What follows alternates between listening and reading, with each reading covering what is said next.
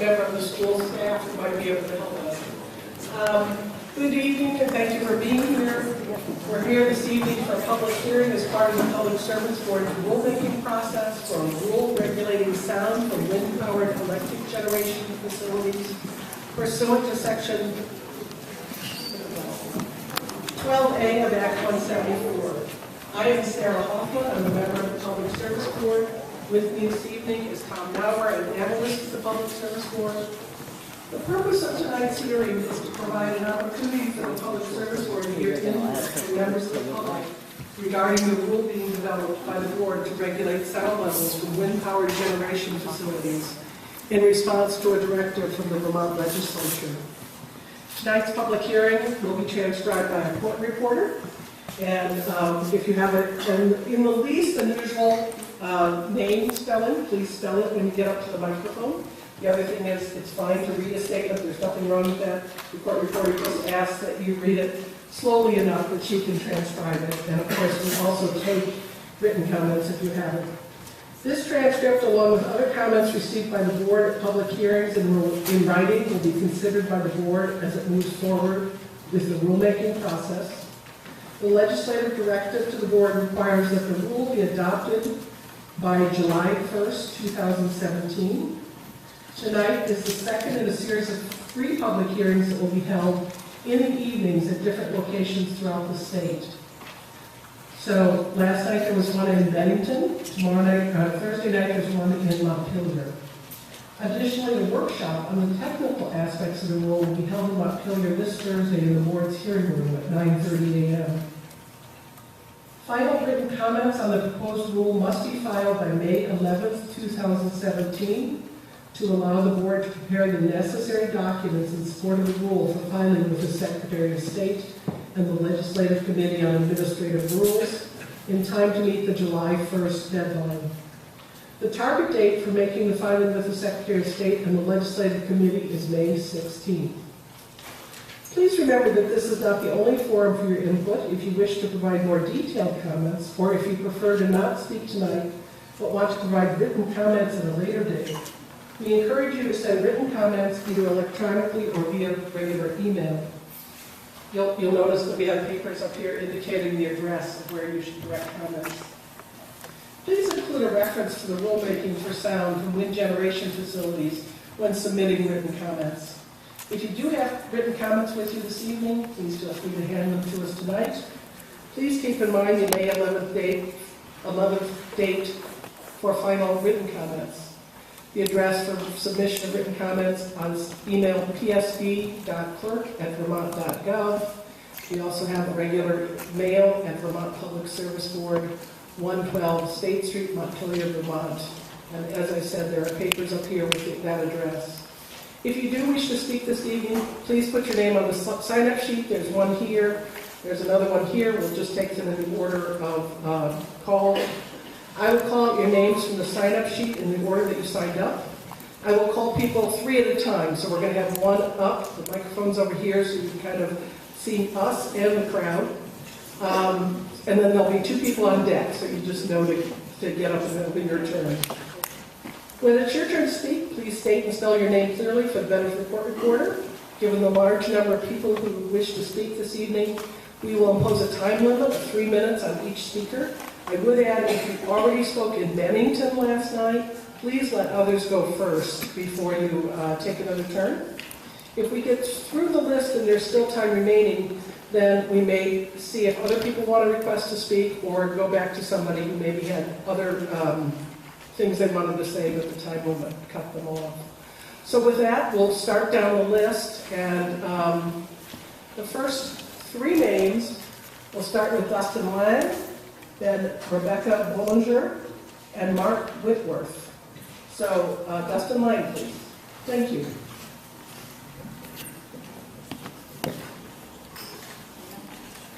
Dustin. Lang. That's problem.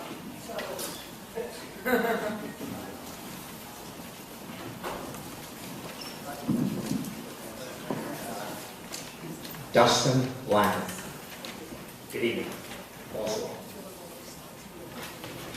As part of the widespread enthusiasm for renewable energy, state and local governments promoting what appear to be lenient rules for how industrial wind farms can be located in communities which are predominantly rural and often very quiet. Complaints from residents near existing wind turbine installations are common, however, raising questions about whether current U.S. siting guidelines are sufficiently protective for people living close to wind turbine developments.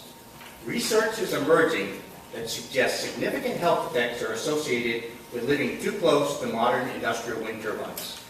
Research into the computer modeling and other methods used to determine the layout of wind turbine developments, including the distance from nearby residents, is at the same time showing that the output of the models may not be accurate enough to be used as the sole basis for siting decisions.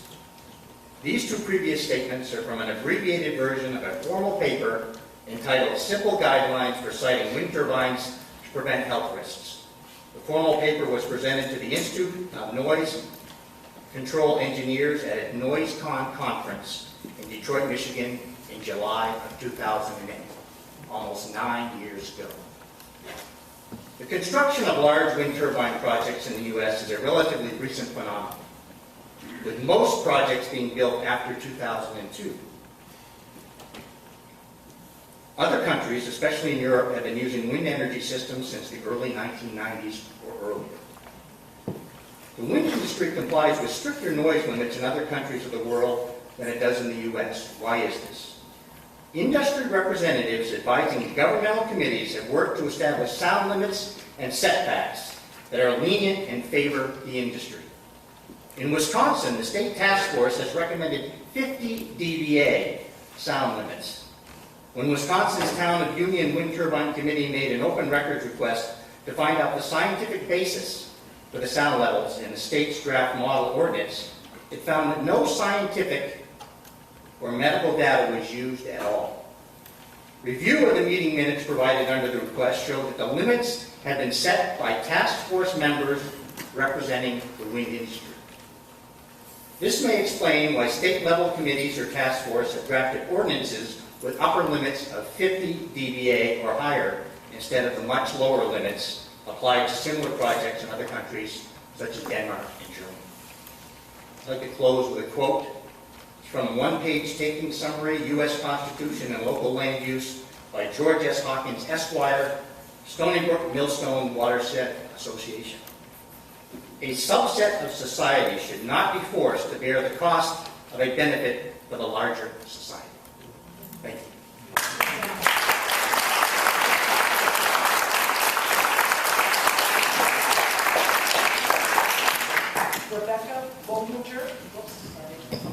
Rebecca Bollinger, Mark Whitworth, and Ted Flesher. Good evening. My name is Rebecca Boulanger, B-O-U-L-A-N-G-E-R.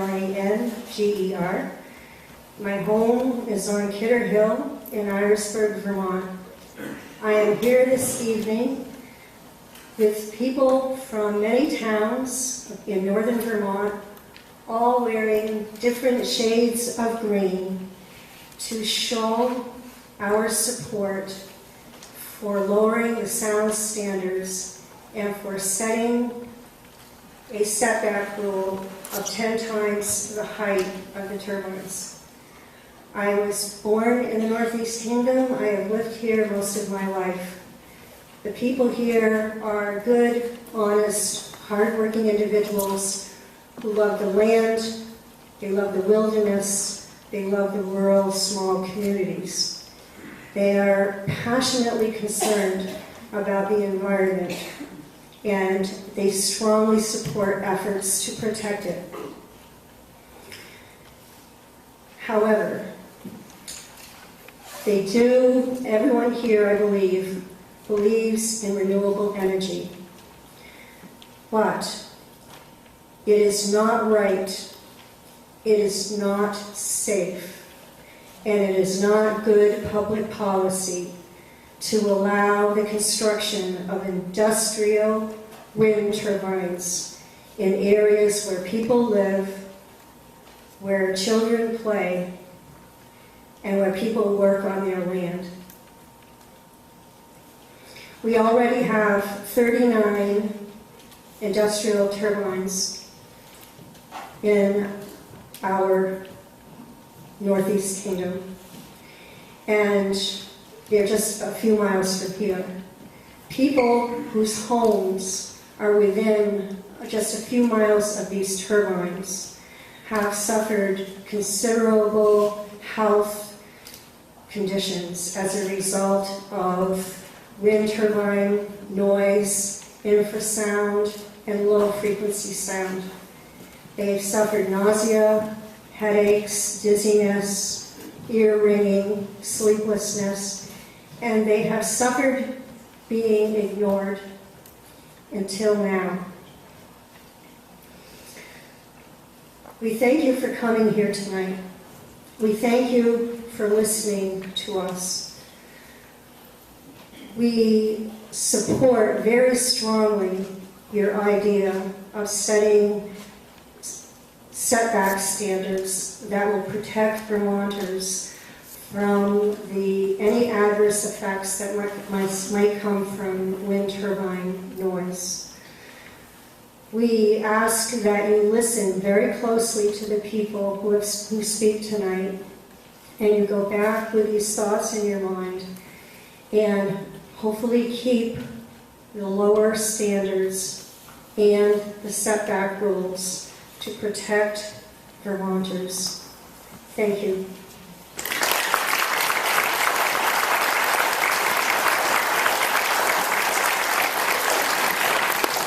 Mark Whitworth, and then Ted Flesher, followed by Laura Whitcomb. I'm Mark Whitworth, W-H-I-T-W-O-R-T-H. I'm on the board of directors of Energize Vermont, which supports sustainable, renewable energy that protects our environment and respects our communities. I also live in Newark, not too far from here. Energize Vermont supports the development of noise standards for wind turbines in Vermont. The Public Service Board's proposed standards are a step in the right direction. They bring Vermont closer to jurisdictions that have far more experience with wind turbines than we do.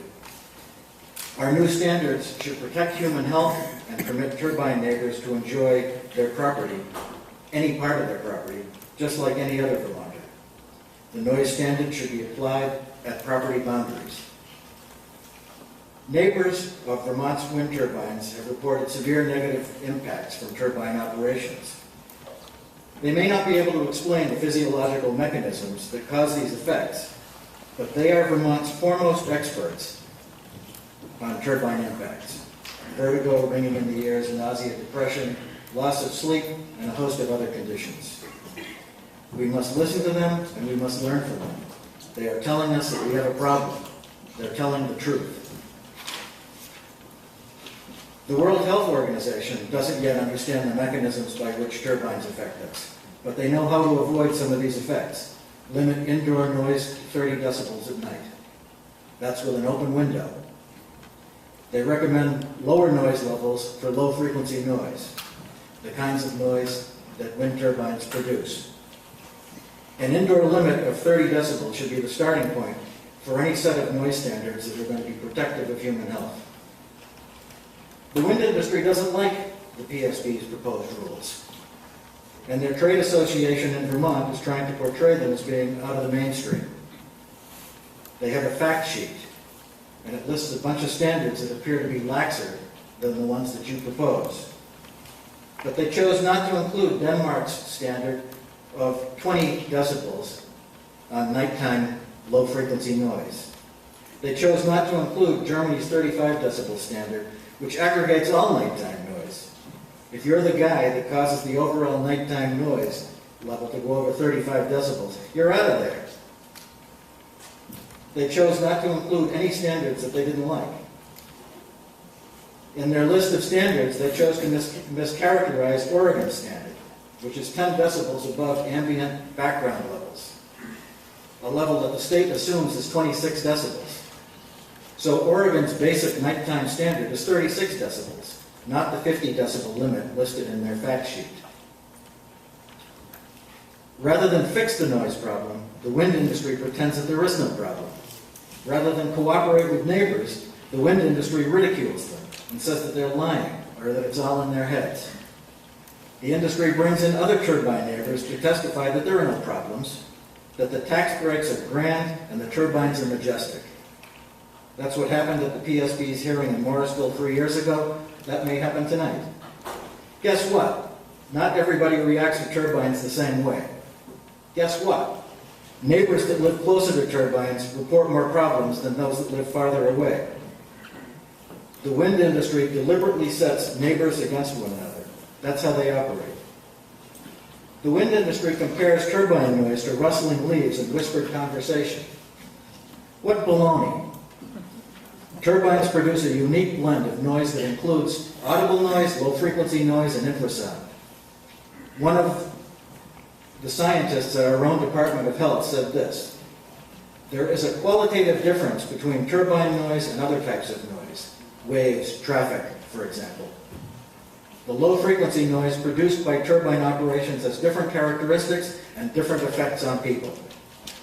The Department of Health says that there is no direct link between turbine noise and adverse health impacts, but they say that there are links between turbine operations and sleep disturbance, and direct links between sleep disturbance and ill health. I'll bet the neighbors can help our state government connect the dots. Energize Vermont supports strict noise standards based on a 30 decibel indoor limit. We support careful monitoring, swift justice, and meaningful punishment for wind operators that break the rules.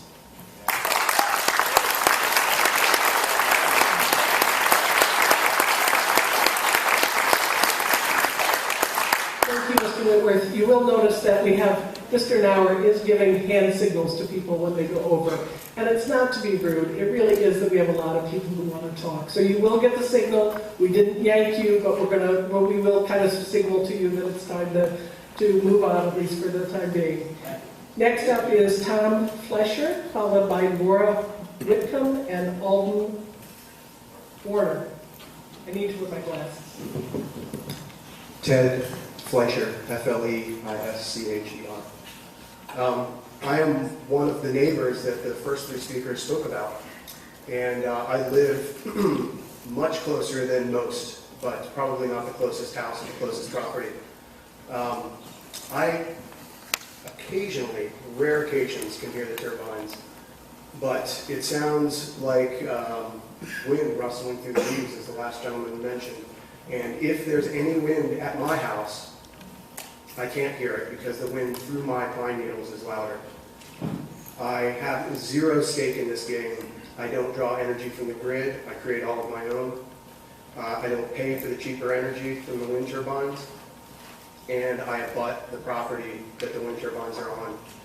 And I have yet to really notice them. I have to actually go outside and pay attention and see if I can hear them before I can notice that they're spinning. Honestly, I would prefer, I guess, if I didn't see them on the ridge lines. That's my honest opinion.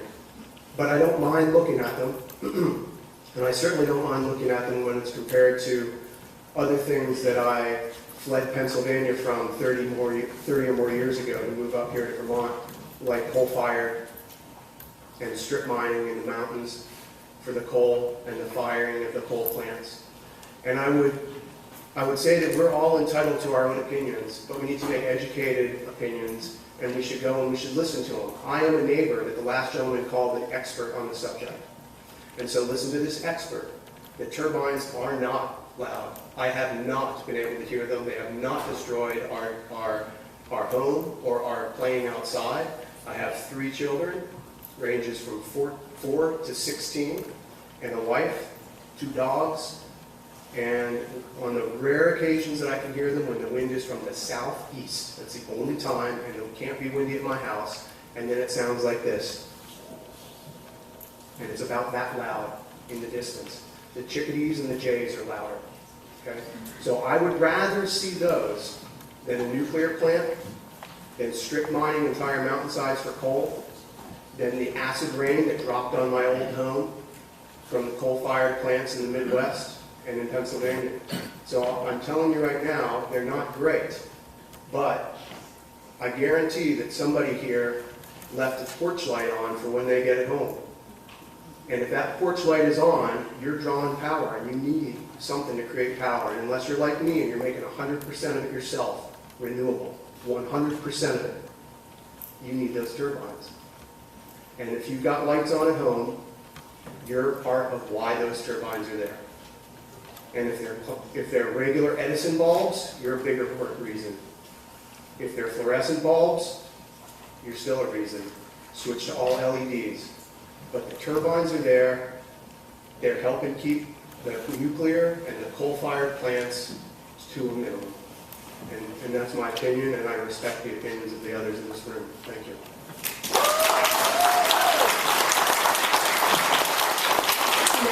Next up is Laura Whitcomb, followed by Alden Warner and Susanna Jones. My name is Laura Whitcomb, Laura, L-A-U-R-A, Whitcomb, W-H-I-T-C-O-M-B. I was born and raised here in Vermont. I never moved out of Vermont. I lived here, my whole life. I have not had any of some of the health illnesses that people have spoke of. No nausea, vomiting, any health issues whatsoever. And I live really close to the towers. I'm actually towards 21 to, I think it's probably 15 to 21. I can see most of the towers right from where I'm living. I want to thank the folks that have been providing us with clean energy. I have lived close to the wind turbines for a couple of years. For about 10 years prior to staying there myself, and my family take frequent walks to see the wildlife, and I don't feel wildlife is diminishing. On this huge area of land, I've seen beavers, ducks, geese, moose, deer, and rabbits, not only by their tracks and their droppings. As far as the noise of the wind turbines, they don't bother me at all. Most know how thin mobile home walls are. I never hear them from inside the home. I heard a man say how he used to record wildlife noises in different areas and then come back 10 years later and the noises would be gone.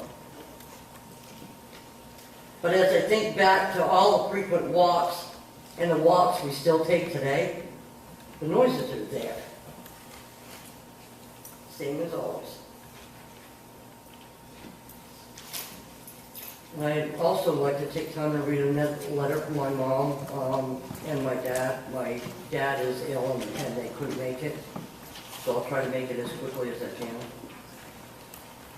can. This letter is written by Esther Weber. I cannot talk about the wind turbines without the first talking about the people from the Green Mountain Power and the Kingdom Community Wind. They are the people with the courage and the determination to make the wind project happen. People who are caring and concerned about making our world a better place for our children with good, clean energy. They are the kindest and most caring people I have ever met. When Robert Dostis came to our house in June last year, my husband was in a lot of pain, very sick. We told him that we completely supported the wind project because the wind was doing good for a change. Instead of knocking down trees and power lines, ripping off the roof of our house, or totally destroying our screen houses we had put up for the last 10 years. Robert Doist, excuse me if I'm saying that wrong. I'll actually spell that last name because I'm probably not pronouncing it correctly. It's D-O-S-T-I-S. Bought us a new screen house. Trip and Andy Catro and family brought it to us, put it up for us. Andy and Gert Catro check up on us often to see how my husband is doing. The turbines that make the noise once in a while do not bother us, do not affect our sleep, or give us any health issues. A big benefit is the wind project pays a lot of the town taxes, easing the burden of the rest of us taxpayers. It also helped Lowell's economy by bringing in jobs for a lot of the local people when the turbines were built. Electricity produced from Lowell turbines is used locally. I do not believe the noise is an issue with the wind turbines. We live very close to them, and they don't bother us. I believe it is because people just don't like the way they look, because it spoils their view, and don't like the change. I say to those people, if you don't like what you see in one direction, look at another. You will see it, beauty, everywhere. Sincerely, Esther Weber, a lifetime supporter of wind power. Thank you very much.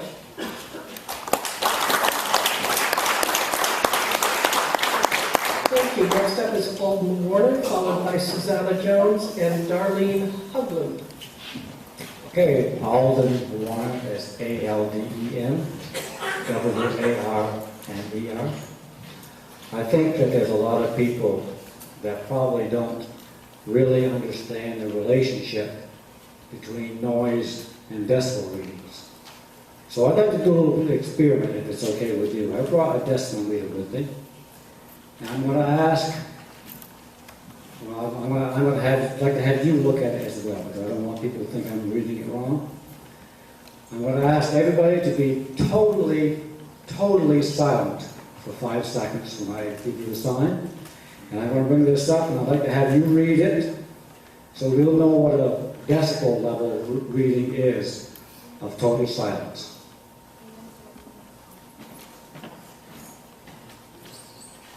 This is the person who needs her glasses for everything. Okay, I'm starting now. It says, You gotta be quiet. We're gonna wait till it's done, okay?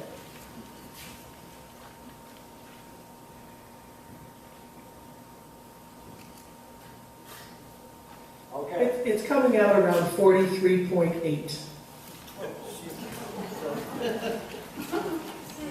Now, you tell me how it's possible to build a turbine that creates only 32 decibels.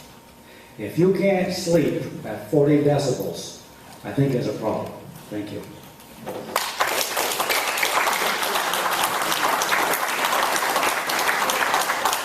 Susanna Jones, Darlene Hoagland, and Andy Tatro, Senior. Just so you know, this is going to take about 20 seconds over 3 minutes, so I can speak. Susanna Jones, Darlene Hoagland, and Andy Tatro, Senior. Just so you know, this is going to take about 20 seconds over 3 minutes, so I can speak slow enough for her. Thanks. Susanna Jones, S-U-Z-A-N-N-A. Smith is S-M-I-T-H. Just kidding. I'm here to read excerpts from the Turbine Noise Journal of Shirley Nelson. She can't be here as a result of the gag order imposed on the Nelsons by Green Mountain Power, which was a condition for the sale of their farm. They were forced to leave because of their health. The diary is a public document, and the link to the entire journal is included here. These entries reveal that the Nelsons were subjected to a sustained and cumulative form of torture. They found relief by leaving the farm for short periods, only to find that that relief was more difficult to achieve, even with longer stretches away from time later on. Most of what I'll read is from the period when the Nelsons had a decibel monitor. Note adverse effects recorded with decibel averages in upper 30s and low 40s. Keep in mind that the Nelson farmhouse is actually farther away from the closest turbine than the new setback rules would require. 1:10:13. Noise continued through night, didn't sleep well. 41.2 maximum, 30.5 minimum. Still feeling irritable and not concentrating. 1:12. Ears still ringing, tossed and turned a long time after 3 o'clock. Don't feel rested at all. Took 2 sets of reading on north side of house. 41.5 max, 21.8 min. 40.5 max, 21.7 min. 1:16. Couldn't get to sleep last night until well after 1:30. Ears ringing this morning when I got up, almost 7 o'clock. Guess this is the new norm. Feel lightheaded this morning. Seems loud. Readings 42.2 max, 24.4 minimum. 1:18. Ears ringing before I got out of bed. Never seems to stop anymore. Ears ringing and head hurts on left side. 42.3 max. 21.9 minimum. Don's ears ringing and feel funny, he says. GMP's experts said in the tech hearings there'd be no problems with sound below 45. They said it would be like a refrigerator or a library. Well, I have news for them. If my refrigerator ran like that, it'd be replaced or repaired, and if that sound was in the library, no one would go there. I cried easily all day, can't seem to concentrate on anything, can't balance a checkbook. 119, ears ringing, temples hurt as if I'd clenched my teeth all night. Went to ball games in Orleans, right ear stopped ringing, left not too bad, headache gone. When we got home, 11:38, nothing was turning. By 1:30, ears ringing again. At that time, all turbines running except T13, 39.4 max, 23.4 minimum. 122, ears ringing, mild headache, head feels tight. Gone from 1:15 to 2:45. Ears stopped ringing this time. Ears ringing again. 43.0 max, 26.7 minimum. 127. Woke up around 1 with ears ringing loudly, enough to wake me. 44.6 max, 30.1 minimum. Couldn't go back to sleep. Ears ringing, feeling of band around my head and headache right in the forehead and back of head. 130. Didn't sleep well. Ears ringing loudly. Head feels tight and have a headache. Dawn has a migraine. Inside, sounds like it's raining and or wind blowing, but not a breath of air moving here. Outside sounds like an airplane, low and should be landing. 40.4 max, 31.3 minimum. Can't believe that the reading is that low because the noise is all around. To be continued Thursday night. Thanks.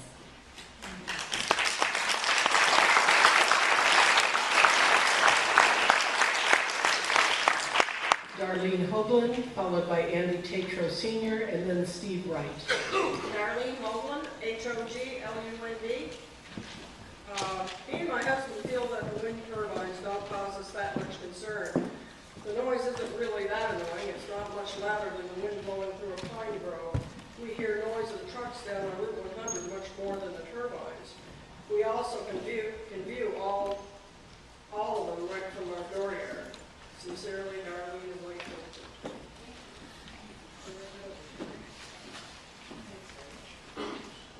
This is a reminder that for those who do have written statements, if you want to leave them with us, we'll take them back and indicate they've been received. Next up, Andy Tatro Sr., followed by Steve Wright and William Wall Jr. That's Tetreault, T-E-T-R-E-A-U-L-T. I've written my comments down, but I'm not a public speaker. Thank you for allowing me to speak tonight. I'm Andy Tetreault. This is my wife, Garrett, a lifelong resident of Lowell, an active community member. I live about 3 miles from KCW and can see all 21 turbines from my property. We have worked with Green Mountain Power from the start of KCW to make sure that folks had the information they needed about the project. Townspeople came to my wife, Garrett, and I with questions and comments about the turbines, starting from well before it was built and continuing to today. As a result, we have a pretty good sense of where the community stands, and we actually started in 2008 before Green Mountain was even in the picture. People of Lowell have nearly 5 years of living with KCW as part of our community. The vast majority will tell you that the plant is welcome in our town. I have 22 letters from Lowell residents who live within 3 miles and as close as 1 mile to the wind turbines. They want to be sure you heard their perspective and that they support the project and have no issues with the sounds from KCW. The current sound standard of 45 decibel works fine. If the new standards you are proposing would have been enforced when KCW was being considered, the project would never have been built. If we may, we would like to submit these letters to you for record. Thank you for listening to us and continue to welcome KCW.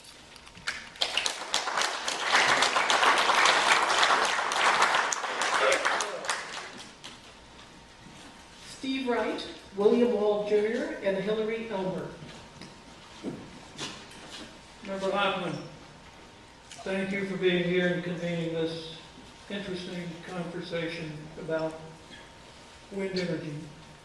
Thank you to you folks who have attended, whether you wear bright green or so green or no green at all. Whether you agree with one point or another, thank you for being here. If we're going to have local government in Vermont, this is the way it needs to be. Thank you again.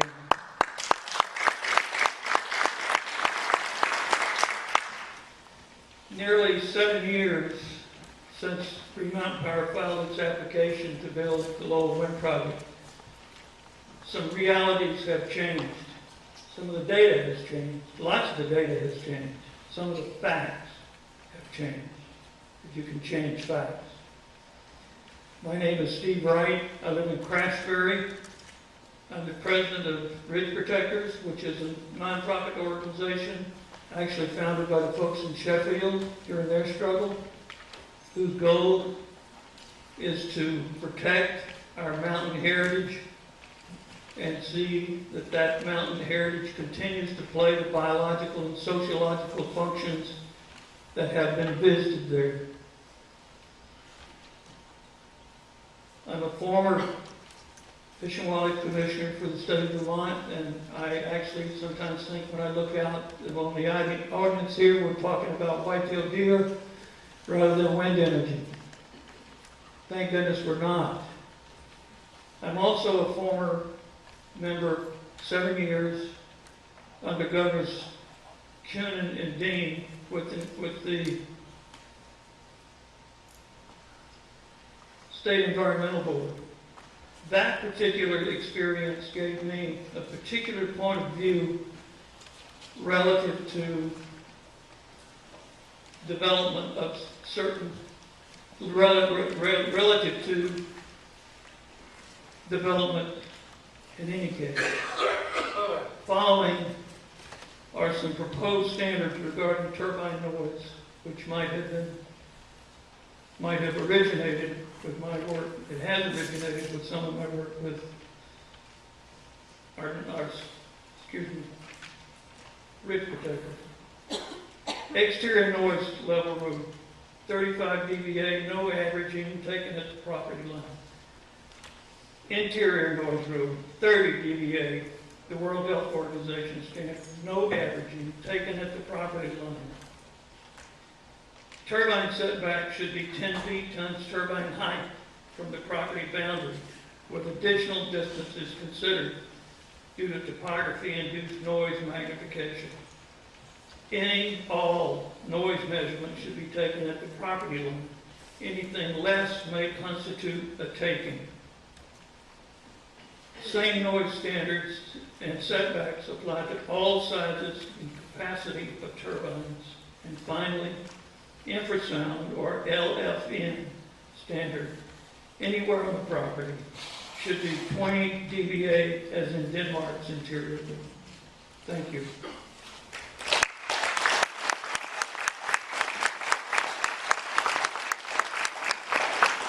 William Wall Jr., Hillary Elmer, and Keith Bailey.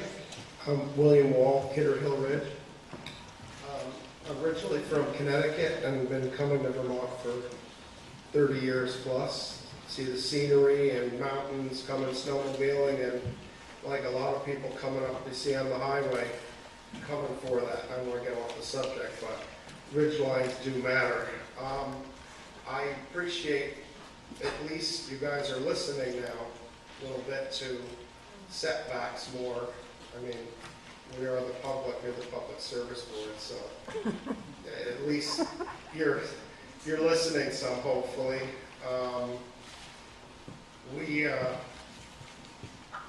We bought on Kidder Hill Ridge and heard about stuff going on, and then got engulfed in reading about everything and reading about noise that doesn't affect everybody. It affects certain people, and it also depends on the way the wind blows. So some people are kind of for it. I don't think they understand all of it. It depends on how it's blowing. There's so much research out there about it that big business doesn't, they don't want you here. And I just appreciate, listening to what the public had to say about it. Thanks.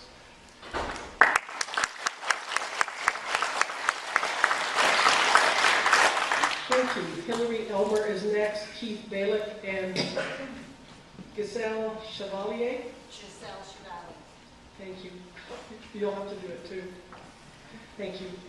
I'm Hillary Elmer. That's HILARYELMER. So I have been a 10-year resident of Lowell. My husband and I bought property here. We bought 43 acres because we wanted to homestead. We wanted to live the dream of living off the land, being one with nature. And we like to consider our little 43 acres as just our little wilderness paradise. So sometimes when I am working on my garden and it's very quiet, I can hear things around me. I mean, I hear the birds, and I hear owls at night sometimes, and I hear my dog barking, and I hear cars on the highway. And I live miles from the highway. I live way the heck back in the woods. And it amazes me sometimes how many man-made sounds I hear, even though I live so far away, and my neighbors are like a half mile away from me. And I'm still hearing man-made noises all the time. And I also, like I said, I'm a homesteader. So we have goats and we have chickens, and my animals are really noisy. And sometimes their noises bother me a little bit, but I put up with it because I appreciate the products that they give me. I appreciate that my dog keeps bears away. I appreciate that my goats give me milk, my chickens give me eggs. It matters to me. Well, I'm using electricity. I'm on the grid. I draw electricity.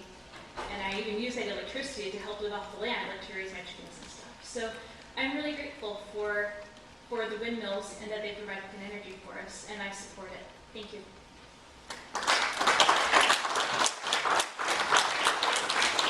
Keith Balick, Yes. followed by Giselle Chevalier. Sorry, you're going to have to help me.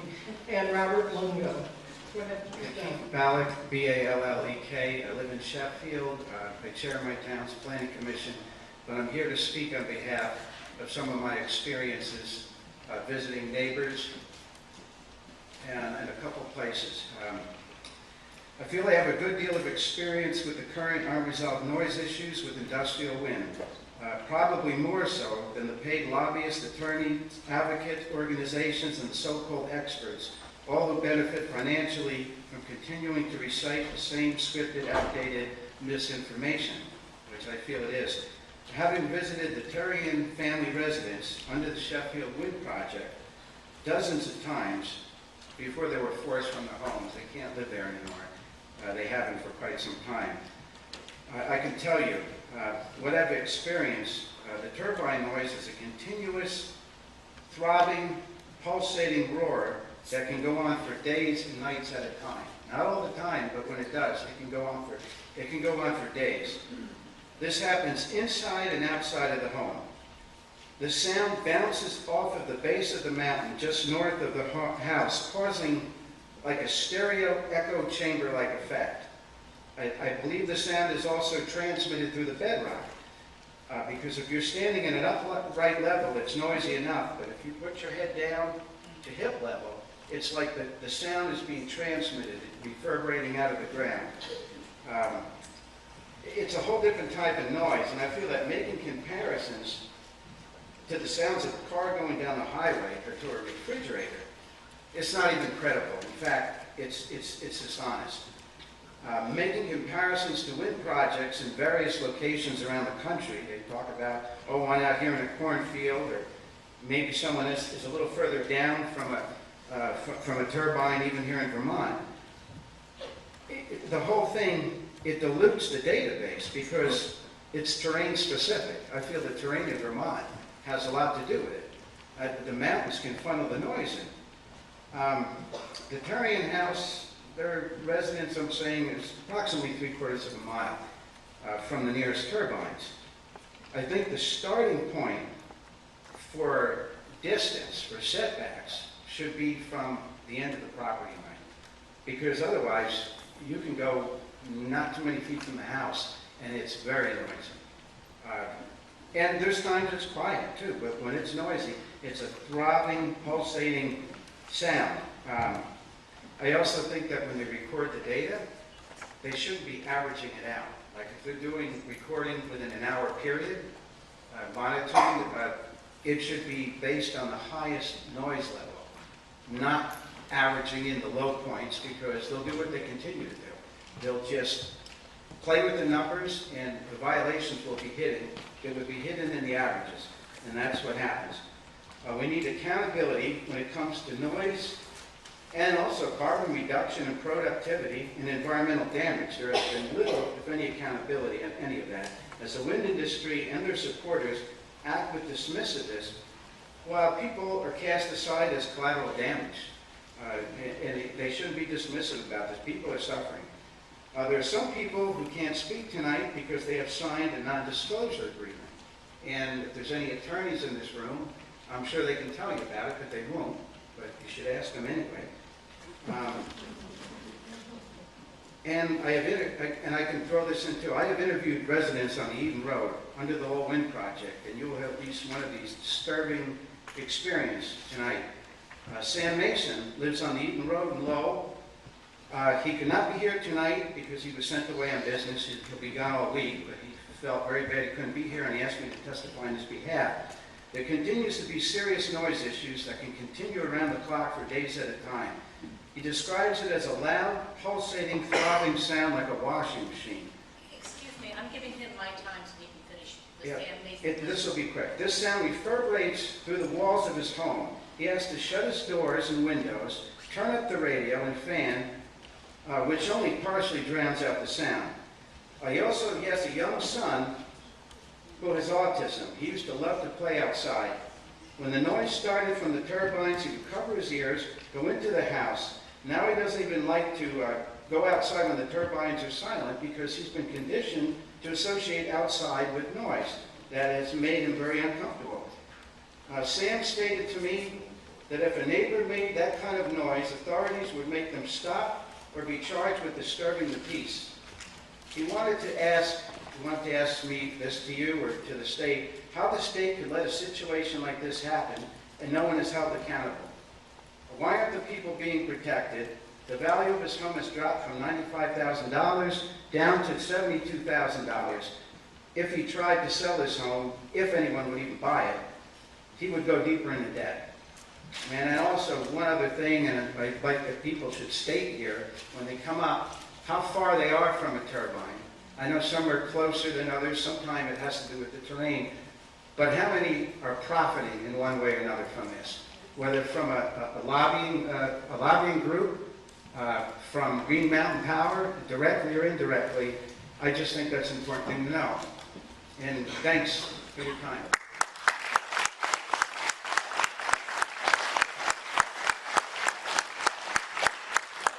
And thank you to Ms. Chevalier for deeding her time. We'll put you at the top of the list if we get back to the beginning.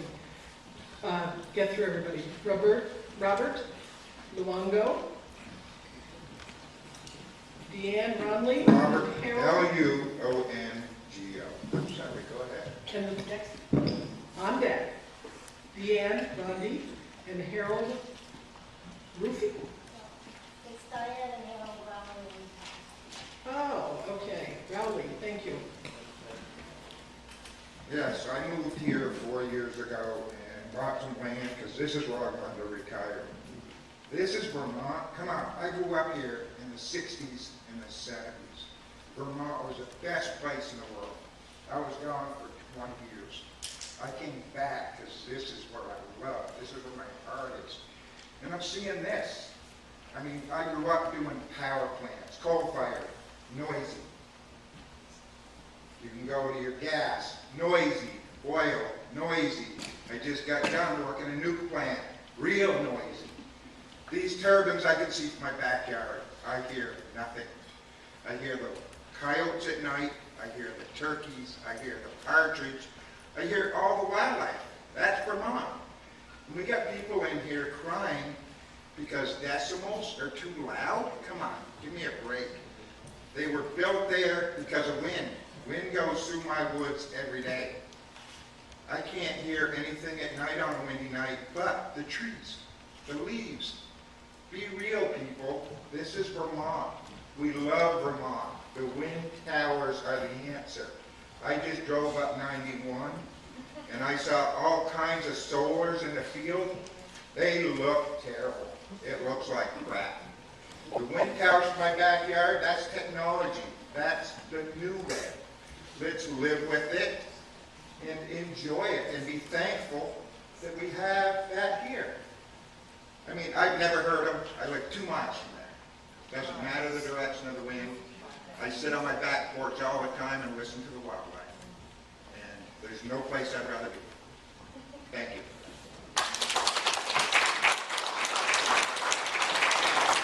Deanne Rowley, followed by Harold Rowley and Bruce Colopy. So if the on-deck people could go over here so they're next to the microphone. Oh, you passed both times? Okay. Then Mr. Colopy, please. Thank you very much. Thanks everyone for coming. My name is Bruce Colopy, C-O-L-L-O-P-Y. I live on Fairfield Pond, the site of the proposed 20 milliwatt Swanton Wind industrial wind generation facility. I feel that it's time for Vermont to make a major change on our renewable energy goals and how we are going to achieve them. It is time that while we try to meet this goal of being self-reliant on our energy consumption, we need to start thinking about the people and put the people before the profits. There are too many families suffering for our lack of true understanding of wind turbine noise and infrasound issues. The wind industry has been throwing out computer data on how these turbines are not noisy, do not cause problems, and it's only in the people's heads. These victims are not computers. They're real. They're our neighbors and they're our friends. They are part of the public. You can manipulate the data however you want, but the real people around Vermont and the world are standing up to the truth, standing up for their rights and demanding to be heard. As you listen to the two sides while you make this very important decision over the next few months, we hope you have learned enough to realize that what has been done in the past is not safe.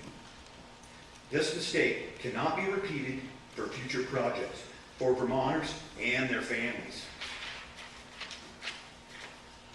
I'm not a sound expert, but I do live with a hereditary hearing loss due to an illness called Meniere's. So the buzzing that you hear people get, I have it 24 hours a day. I'm saying it's at 50, 60 decibels right now. I hear it over all of you my whole life, okay? So I know what that sound is. I had the chance to spend an hour at a victim's home on Georgia Mountain. The wind was blowing in the opposite direction from me, okay? Opposite direction where I stood, and due to my hearing loss, I could not hear the noise as loudly as the other people in my party. But what I did feel is a thump, thump, thump, and I was like freaking out. I'm on these people's front porch. I'm 3,800 feet from the closest one. Okay, so then I believe this is called infrasound, which is you feel more than you hear. So at 3,800 feet from the nearest turbine, I could only imagine how bad that noise, infrasound, would have felt if the wind were blowing in my face. All I know is that people are suffering, and that alone is enough to make a change and to protect us all. If we meet our goals for renewable energy with the regulations that are in place now, there will be so many victims that it just won't matter. Who will win? Not Vermonters. Please, do not be influenced by the wind industry and their lobbyists. They have all the money, they have all the power, and today they have all the say too. Since being educated, communities are voting against industrial wind in their residential neighborhoods. Again, it all comes down to a simple answer. Protect the people. Thank you.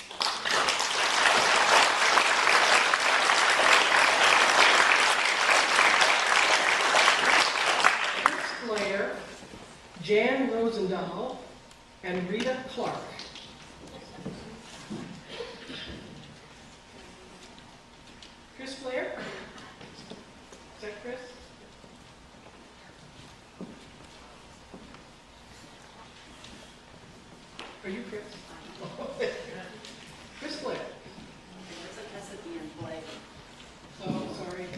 Chris Blais, B-L-A-I-S, from Derby Line and Morgan. We have a proposed wind project that's up on Seymour Lake, and I'm here in a preventative issue in the respect that we've had town meetings, we go to votes, and the votes are, 90% against this. I don't understand how Vermont has gotten to the point of you have a community that says we don't want this in our community. That's one of the reasons why I moved to Vermont. I'm from Ohio.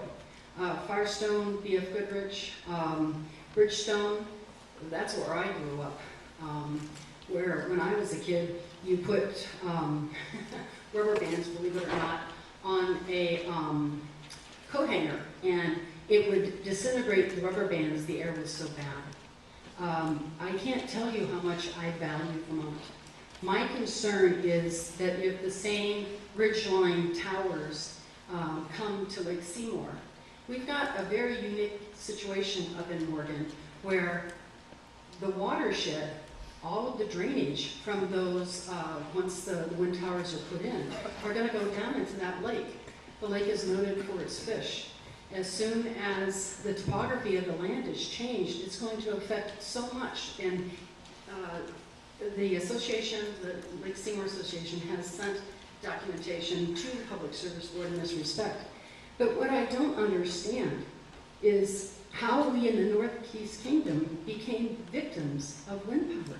If you voted it and you want it in your community, I applaud you because you've gotten what you want. But by the same token, if we're in a pristine area with a water that is absolutely gorgeous and we don't want it, why should we have to have it shoved down our throat?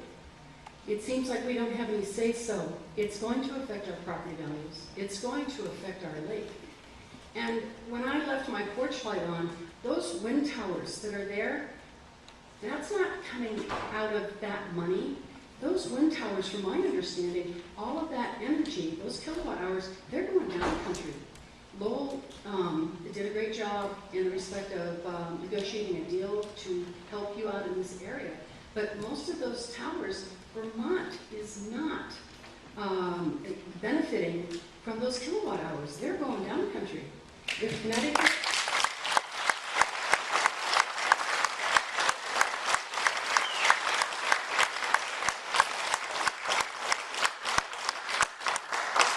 Connecticut and Massachusetts or wherever the power is going want the wind towers, put them down there. Yeah.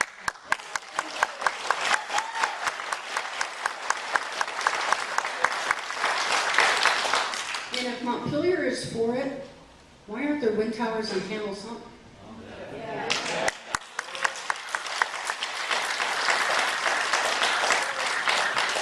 I don't understand why all of a sudden in the past 5 or 10 years that the North Country seems to become victimized for people coming and wanting to set up wind towers for profit.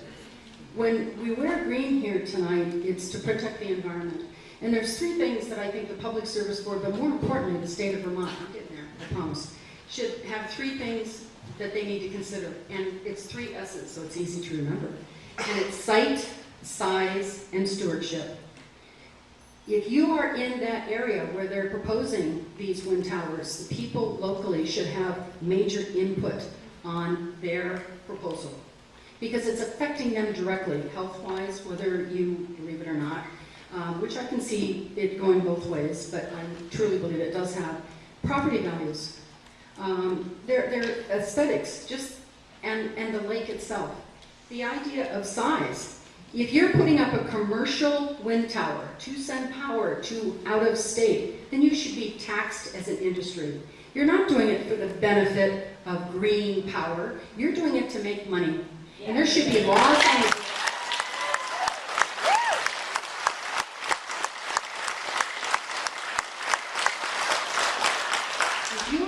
self-sustaining farmer or homesteader and you have your wind tower and it's to make power for yourself, I applaud you. I wish I had the smarts to do it myself, but I don't.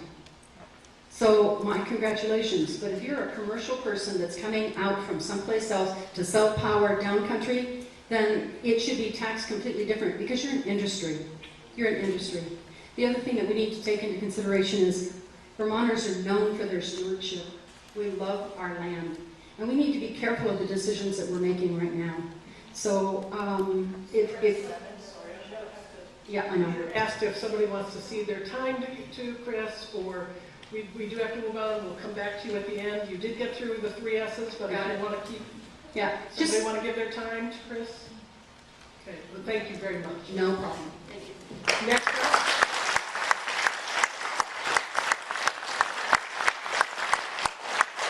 And Rosenthal with Rita Clark and Penny Doobie on deck. Good evening. I'm Jan Rosendahl, J-A-N-R-O-Z-E-N-D-A-A-L. I can assure you I have no economic interest in the Green Mountain Power or any of the wind economy. I have a home on Route 58 up on the Irisburg Road, and I'm also the trail chief for the Catamount Trail, ski trail, which passes over the Lowell Mountains, directly next to the most northerly wind turbine. So I've been asked to comment on my subjective experience about the sound. I go up there quite frequently to work on the trail. We have ski groups that come over quite often in the winter, and I ask them if they hear the noise. Every time I go up there in the winter and the fall, I listen carefully, and I can honestly say that the only noise I've ever heard is a very faint whisper of, as one gentleman put it, is like the wind through the trees. And I do listen carefully. So I think the issue here tonight is sound. And a lot of people are talking about things that have nothing to do with sound.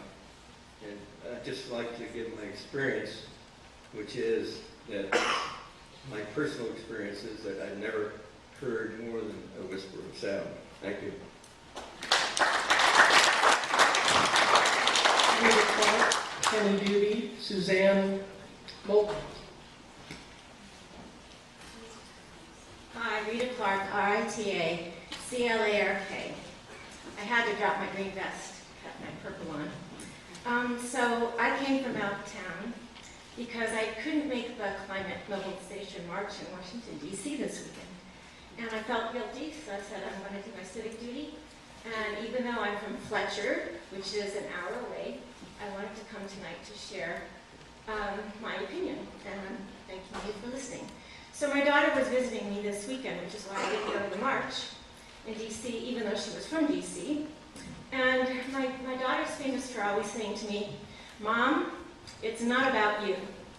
I think you've all heard your kids say that when they want you to listen to them and not to always think about yourselves. So that theme, "It's not about you," is, I think, applicable to this entire audience, and to our government and to the whole world. We need to stop thinking just about what's good for ourselves, even though there was a gentleman that mentioned that, that the government should not interfere with subsets or create subsets. But guess what? I'm a woman. I'm already a subset. If you're African American, you're a subset. And our country has often subjugated those subsets for the better, well, for other causes. So I think the thing that my daughter pointed out to me was, we need to think about our responsibility rather than everything that affects us personally. To me, this meeting doesn't seem to be about sound. I think it's about responsibility. First we said the roads that go up to the wind turbines are bad, then we said they kill birds, and then we said they're too loud. And it sounds like even the community members have different viewpoints of that. I live near the Georgia wind turbines, and when I look at them, I just say, oh, they're beautiful, they're helping Burlington. I don't care who they help. They don't have to help Fletcher. They're helping someone. So our responsibility, and I believe your responsibility as a public service board, is to think about the responsibility that we have to our community, to our world, and not just to human beings, but to other living organisms in this climate control, climate change atmosphere that we're living in. We need to look ahead. We need to think about our goals for 2050. And if we lower this decibel rating, it will discourage wind turbine development. It will discourage. I also want you to know that I have some neighbors who would love to have wind turbine in their backyard, but their geography is wrong. They cannot. The states come in, they've done studies, they don't have enough wind to generate. So while you're thinking, oh, these are terrible, there are other people that would love to have them. So we need to think about the bigger picture, the goals for the future, and our responsibility, not just our personal responsibility, but our responsibility to the community. Thank you.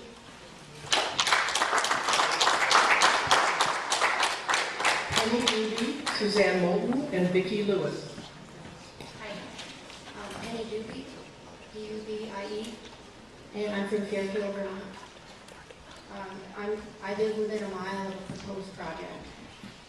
If we really want to fight climate change, if we really want citizens to accept the development of industrial wind, the state needs to assure citizens that they will be protected. And if we allow developers to site industrial wind too close to neighbors and communities, we'll see a pushback on the development of renewable energy. The more wind energy that encroaches on small communities and rural towns, the more resistance it'll face. We know that having lower noise standards will not inhibit wind development in Vermont. Denmark and Germany both have similar noise standards, and they're leaders in wind energy. Thank you for the lower noise standards for nighttime. Even though this recognizes the importance of the quieter nighttime noise, it's extremely important to add the interior standard of 30 decibels. The World Health Organization recommends 30 decibels for healthy sleep. Last year in Montpelier, the House voted unanimously to task the Public Service Board with developing more protective noise standards. Eliminating the indoor noise standard makes the standards less protective. It's also very important that the measurement for sound is taken at neighbors' property line and not their residence. Neighbors have a right to the full use of their property, all their property. With a resident standard rather than a property line standard, the board is still proposing to continue the taking of private property as wind developers are given permission to uncompensated use of their neighbor's property. The Comprehensive Energy Plan says that we need to learn from the operation of existing wind projects to inform any future recommendations for sound. And we've learned a lot since the first turbines were built in Vermont. We've learned that turbine noise attenuates much less through open bedroom windows than the industry assumes of 15 decibels. This supports the lower nighttime standards. Wind turbine noise violations and complaints occurred where none were expected or predicted. This means they had poor modeling. There really needs to be a safety margin built into the sound modeling. A minimum of 6 decibels under the criterion level in modeling in order to receive the CPG. Sheffield, Lowell, and Georgia Mountain have all violated their CPG noise standards. And we also need to have the noise standards be an LMAX. Any averaging allows for the contamination of the testing and the noise levels above the standard. There needs to be a transparent third-party continuous noise monitoring after a project is built. Allowing an industry to monitor itself just doesn't work. Industrial wind turbines are not a cottage industry. They're industrial projects making millions of dollars, and they need to be regulated as such. Neighbors cannot be and should not be expected to police these operations. Please make Vermont a leader in protecting neighbors of industrial wind projects as we move forward toward our renewable energy goals. Please support strong, protective noise standards to make sure no more Vermonters are sacrificed.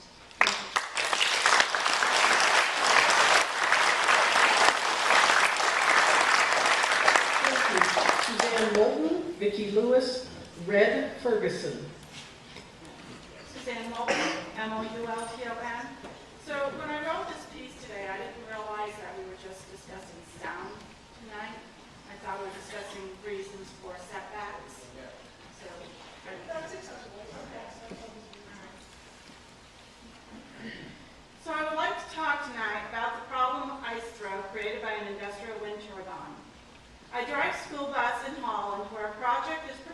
for just 300 feet off the road where I travel with children every day. We all know this problem exists, but developers would have us believe that they have it under control and the danger to us and our property is minimal. Just last year in the Balsams, researchers reported seeing ice chunks thrown from 400-foot wind turbines and found ice craters and broken saplings 930 feet from a turbine. There have been numerous complaints filed with the Public Service Board about ice throw from projects. In an email in 2000, Mr. Zimmerman of Vera talks about ice from the Searsburg project. He states that they found a piece of ice 5 to 6 inches thick, 3 feet wide and 5 feet long, probably weighed several hundred pounds. Icing is a real danger, he states. When there is heavy rime frost on them, they roar loudly and sound scary and you instinctively want to stay away. He states, because of the dangers of ice throw, wind turbines should not be near human development. So he admits of the dangers, yet when he and his cohorts want to put up a project, they pay some expert from California who knows nothing about constant weather changes to tell us there is minimal danger. What is minimal danger? One death, a couple homes destroyed? What does that mean exactly? The only way to keep the citizens of Vermont and their property safe is for the Public Service Board to adopt these setback standards. Thank you.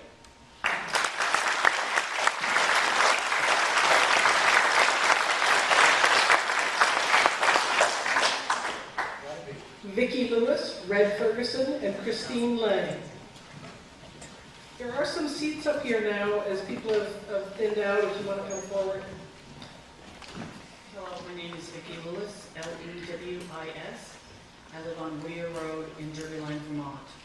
I will be approximately 2 miles as a crow flies from the proposed Derriere Wind Project in Holland, Vermont. There is a saying I appreciate and find fitting in many situations. We do not know what we do not know until the very moment we know. And so goes the case for industrial wind turbine projects in the state of Vermont. At the onset of the wave of industrial projects in our state, one could say we did not know, or we did not give enough attention to the information readily available regarding the detrimental impact from sound and siting issues with industrial wind turbine projects. But now we know. Much voice has been given, and still is, to the developers' statements of industrial wind turbine projects having been peer-reviewed, thus placing this peer review standard as the ultimate standard in determining the safety and benefit of these projects. However, over the course of years, a much more beneficial and telling standard to assess the safety and benefit of industrial wind projects has come forth. Those conducted from field studies. These rich and troubling field study outcomes have come from residents and property owners who have been forced to live every day with the impact of these projects. Indeed, no peer review study could ever compare. The information residents have provided to our state regarding the hazards from these projects has profoundly created another level of knowing. Now that the many entities of our state have heard and learned about the detrimental impact from sound and setback issues with these projects, our state has an onus of responsibility to rectify these issues, putting forth sound and setback standards that will adequately protect the residents of this state, that will guarantee every resident is able to exercise their constitutional right to the peaceful and quiet enjoyment of their homes and properties, should always come before the financial benefit to any developer or investor. We cannot unknow what we know, and our state now knows. Please put forth the sound and setback standards proposed that will protect the residents of this state from these detrimental projects. Thank you.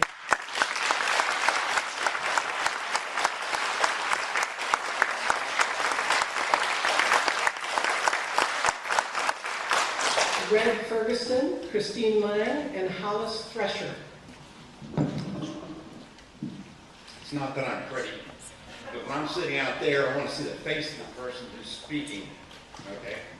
I was going to pass on my turn to have a voice here tonight, but I wanted to correct a misconception. One of the speakers out here said that these wind farms should be taxed. By gosh, they are. Lowell, Vermont gets over $500,000 in tax money. Have you ever thought about that? You're benefiting. People that live here are benefiting. The second thing, during the course of the installation of those turbines, Green Mountain Power changed the units they're going to put in there. They were supposed to be 2.3 megawatts. They're 3.2 now. With the latest technology, fan blades on them. The second thing that you need to think about is if you are for a wind farm, maybe you should negotiate a package, kind of like Lowell did, that will benefit the community and have the latest technologies that creates the least amount of problems and concerns. It's just a simple thing. Yes, things have changed over time. Almost always for the better. That's our nature. So, I don't correct it there on the tax issue. I stand corrected, and I forgot to tell you, I'm not red. I'm R-O-D, Ferguson. Ferguson. That's how you spell that last one. Thanks for your time. Very sorry, Ron. Christine Lang, Hollis Thresher, and Pat Sager. Which was? Exactly.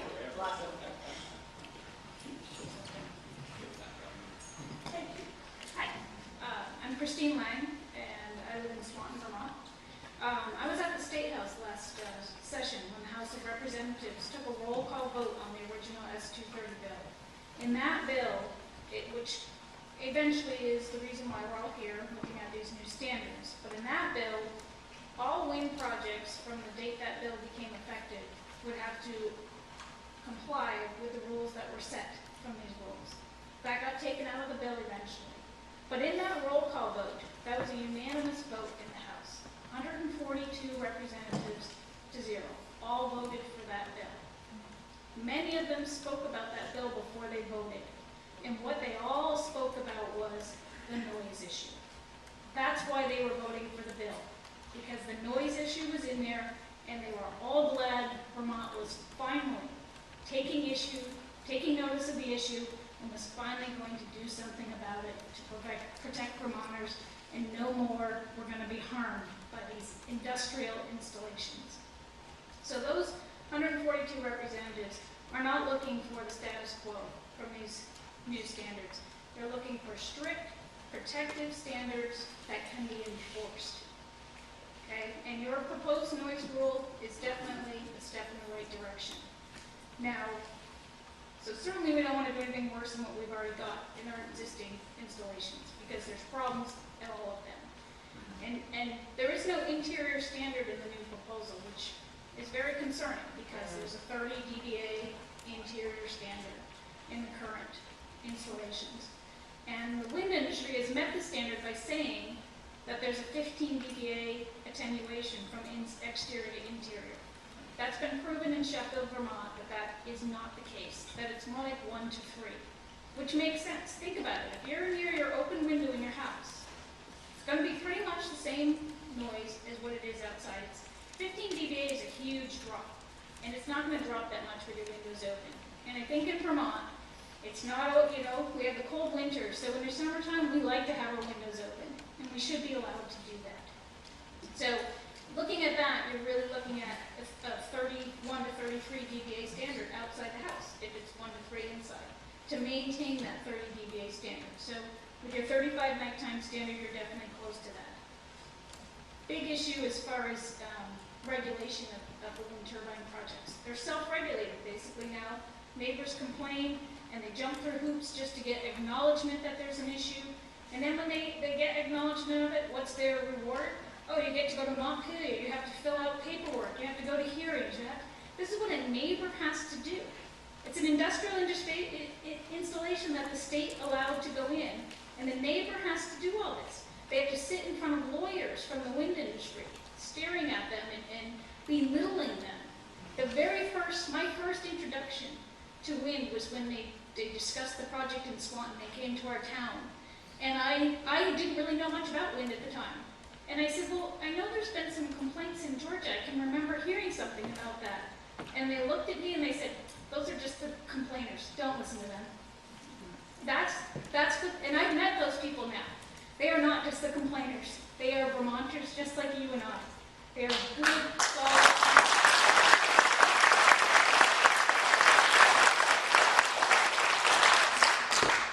So again, the paperwork just drags on and on, and the modeling. They talk about the modeling all the time, modeling of the sound. A wind developer can model whatever they want. When they, with your terrain, you're rocky, or are you going over soft ground? It's impossible to know what's really going to happen when you put those 500-foot turbines with blades that are the size of airplanes up there. And at the sound workshop in Montpelier, Mr. Olson was one of the noise experts for the Department of Public Service, said it's up to the developer to determine how much risk they want to take in creating that model. The lack of enforcement in Vermont for a developer says, I'll take as much risk as I want because nothing's ever going to happen. I'm just going to keep throwing lawyers at it, and those poor people are just going to suffer and they don't care. It's really sad. So, continuous, transparent, third-party noise monitoring for the life of the project. This has to be done. Take that responsibility away from the neighbors, put it back on the state, put it back on the developers, and put it the way it should be. When there's a problem, it can be found immediately. If you have an LMAX standard, much easier to monitor. And I think my time is up, but now is your chance to protect Vermonters. Please listen to the people who are living and suffering. I understand it's fine for some people, but certainly it's not for everybody. Thanks.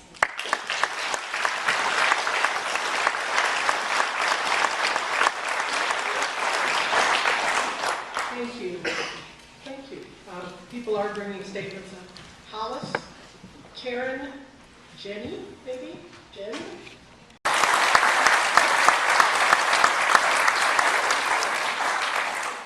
Thank you.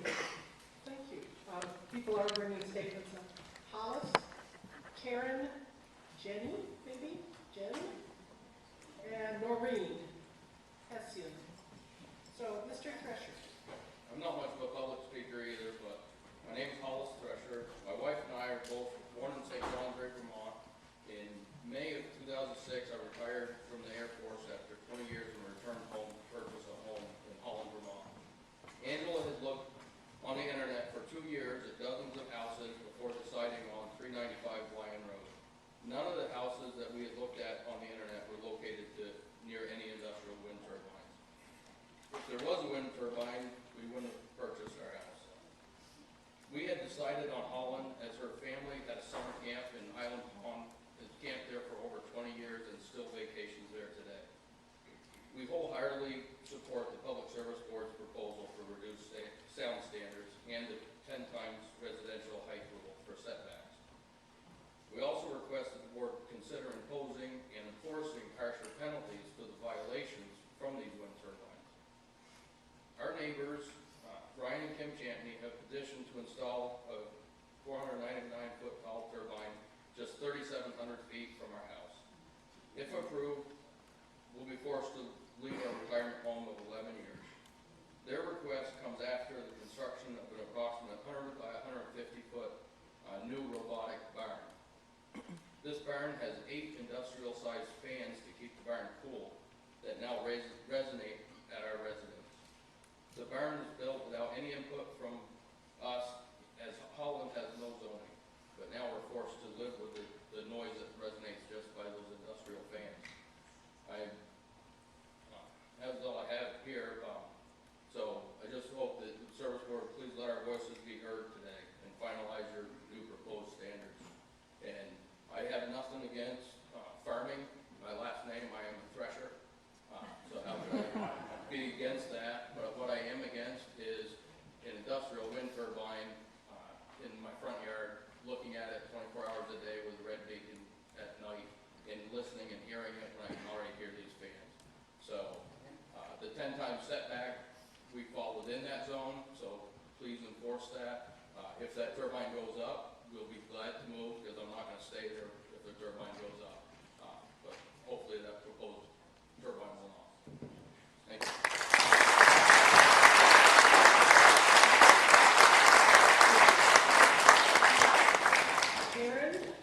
Noreen Hessian and Jerry Green.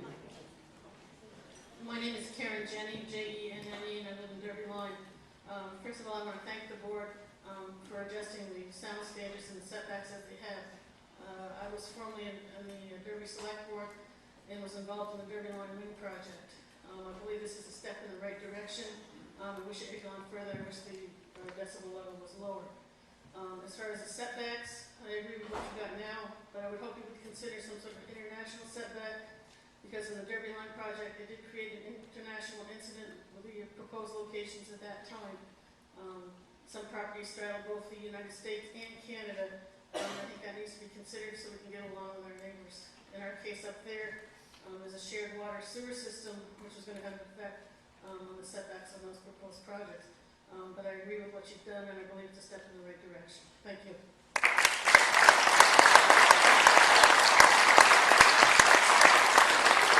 Noreen, Jerry Green, and then Dave Robitil. My name is Noreen Hessian. I'm from Newark. I want to start by thanking the Public Service Step Board. in front of me. I'm sorry? My name is Jerry Green. I think you just called my name. So Noreen's in front of you, and then go. Okay.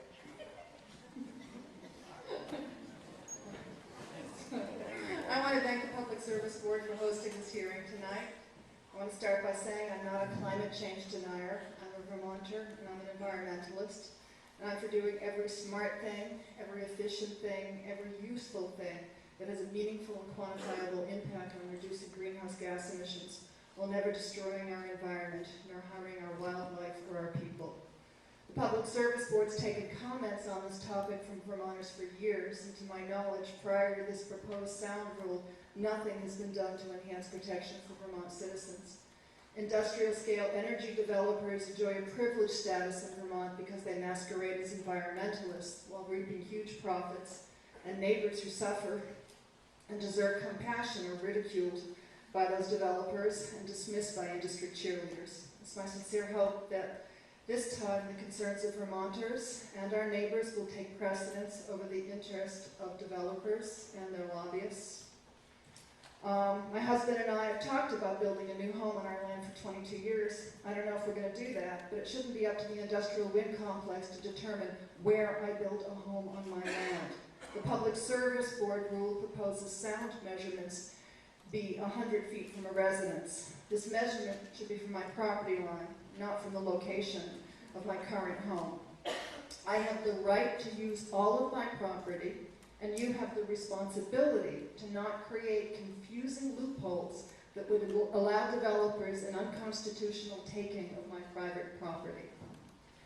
Number two, we need to have a noise standard that's maximum standards with no averaging. While the daytime standard of 42 dBA is an improvement, it's still too high. The new rule also eliminates the interior standard. Why, when you've been tasked with addressing the concerns of Vermont citizens and resolving problems related to wind noise, would you eliminate a standard? Surely you must know that wind turbine owners do not protect neighbors unless they're forced to do so. Wind turbine owners respond to neighbors' complaints by ridiculing them. The legislature has instructed the PSB to fix the problem of noise from wind generation facilities, not ignore the problem or make it worse. So let's not eliminate the interior standards. I imagine you're familiar with the World Health Organization's community guideline for noise, which states, where noise is continuous, the sound pressure should not exceed 30 dBA. When noise is composed of large proportional low-frequency sounds, a still lower guideline value is recommended, because low-frequency noise can disturb rest and sleep even at low sound pressure levels. The World Health Organization goes on to say this is especially applicable for rural environments where the public has a strong appreciation for quiet and natural soundscapes. For Vermonters living in rural areas, the ambient noise level is often in the low 20s. 30 dBA is the correct standard for all times of day, in light of the well-known fact that increases of more than 10 dBA above background noise will result in disturbances, which will lead to complaints. Number three, in terms of low-frequency noise, I'll remind you that in the 80s, the Department of Energy led research into neighbor complaints of wind turbines. According to the lead investigator, this is a quote, "The annoyance was real, not imagined," end quote. The source of the problem was impulsive infrasound and low-frequency noise. The research determined people became more sensitive with cumulative exposure. They could feel the sound pressure and were disturbed by it at levels when they couldn't hear it. This is precisely what people living near the wind turbines describe today. They report feeling pulsations or vibrations even when they can't hear the turbines. This rule we're discussing tonight does not address low-frequency noise or infrasound, and it should. A 20 dBc interior standard as adopted by Denmark would be appropriate to address low-frequency noise. Two more quick points. One is that I was astounded to read that second homes and camps under the definitions of residence are not protected by the problem of the wind noise rule. Why would the PSB create a group of second-class citizens, their homeowners, their taxpayers, with fewer rights than full-time Vermonters? It's bad for our tourist economy, bad for real estate values, and it's disturbing in all it implies about how Vermonters feel about people who visit and invest in our state. And finally, in terms of monitoring, we need full-time, full-frequency spectrum acoustic monitoring. It has to include all kinds of weather and wind conditions. It should be performed by professionals who are independent of the wind industry, who've been approved by the people who are suffering. It has to be done in a way that ensures the lack of either unintentional or deliberate manipulation of turbine operations, and all results should be made available to all parties. Thank you very much.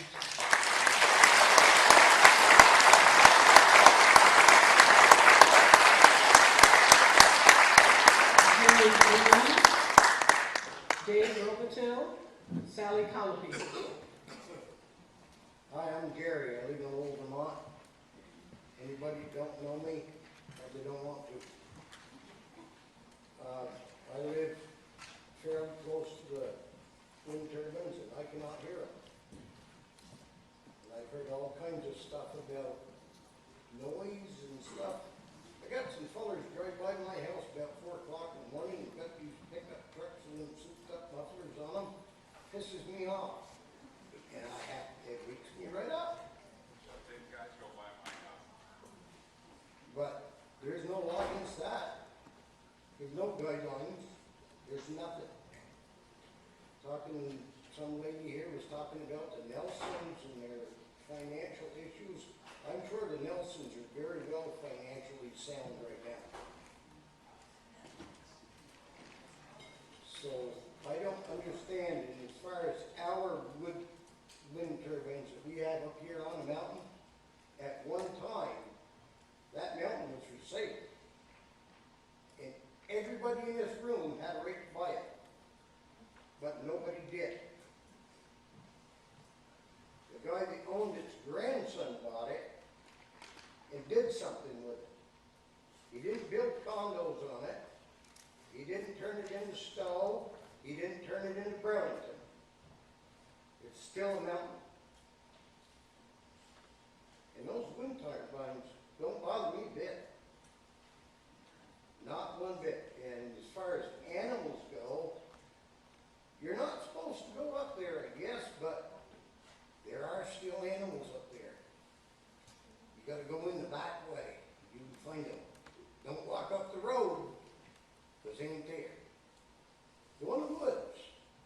All you folks that are worried about animals and bears and deer and moose and all that stuff, they're still there. Don't drive up in a car, you ain't gonna see them. They ain't there where it's not park. It's still woods. They're still there. And I don't understand why nobody wants wind, nobody wants solar, nobody wants hydro. When you turn your light on, where do you think that power is going to come from? Canada? It's going to come out of Canada. And where are they getting it from? They buying it from Connecticut? No, they're not. You're paying, why can't we do that? We can't have hydro because it kills fish. You can't have solar power because plugs up all the fields and stuff with panels. So what's wrong with wind?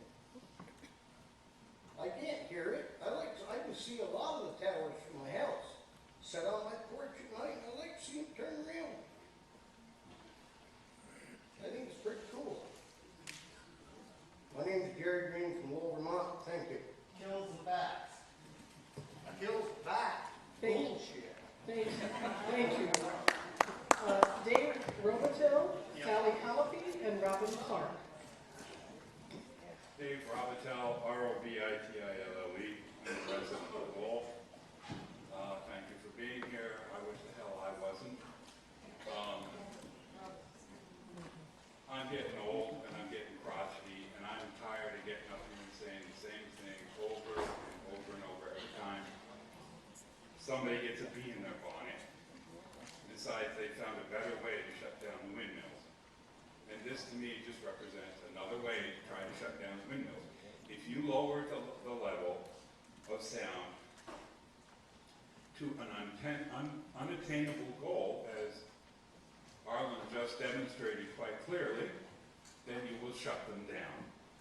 We couldn't win it this way, we couldn't win it that way, we couldn't complain our way out of it, and now we'll come around and do this. And that's, for me, that's all this represents. Going forward, I got no problem. If you want to say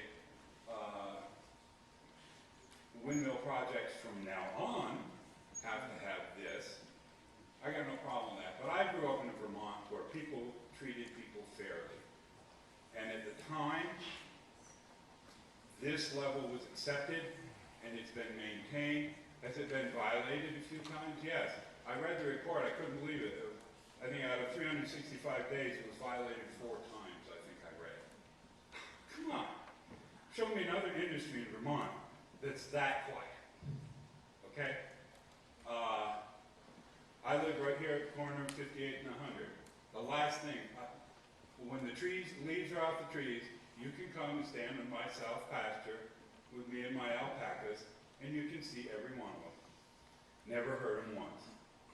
I thought a while ago, the last time I testified, I was going to have to eat those words. Turned out I was wrong. What I was hearing wasn't the windmills. It was some other jackanate further down the valley. And the other problem I have with this is I really wonder about its constitutionality. How can you single out one entity and say you have to have this noise standard, but nobody else has to? Okay? I got an industry over across the river from me, wakes me up with at least 90 decibels every day. I don't complain about it. Guy's got a right to run his business. It's okay. He does the best he can. I get the same guy doing 360s at 2 o'clock in the morning in the middle of 58 and 100. I'd like to go out and shoot him, but I don't. Okay? Teenagers will be teenagers. And sooner or later, his father's going to figure out that his tires are going 10,000 miles less than they should. All right? But to me, this is just un-American, un-Vermonty, and lacking in respect of entities, businesses, whatever. By the way, I don't represent anybody but Dave Robitel, okay? Nobody pays me crap. I wish. But I hear a lot of people talking about their fears of what might happen, or this thing that happened to this one person. And I understand there are people who are complaining about windmill sickness and all that crap. And that's what it is, it's crap. I'm a retired registered nurse. When this whole thing came up, I reviewed every piece of literature that could be found on it, and found out that, yes, in peer-reviewed studies, they found that there was no statistical difference in these complaints than the general population.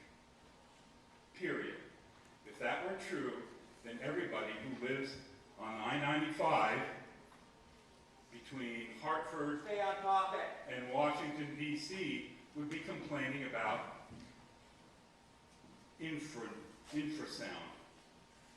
Everybody says, well, infrasound that comes from highways is different from what comes from windmills. Infrasound is infrasound.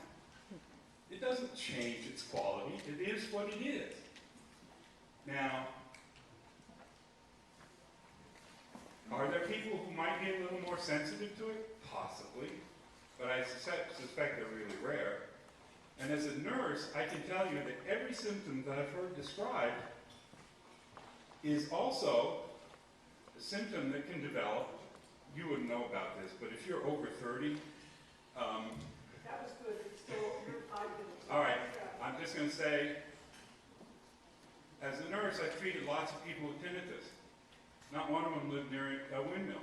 It's a natural part of aging sometimes. Thank you.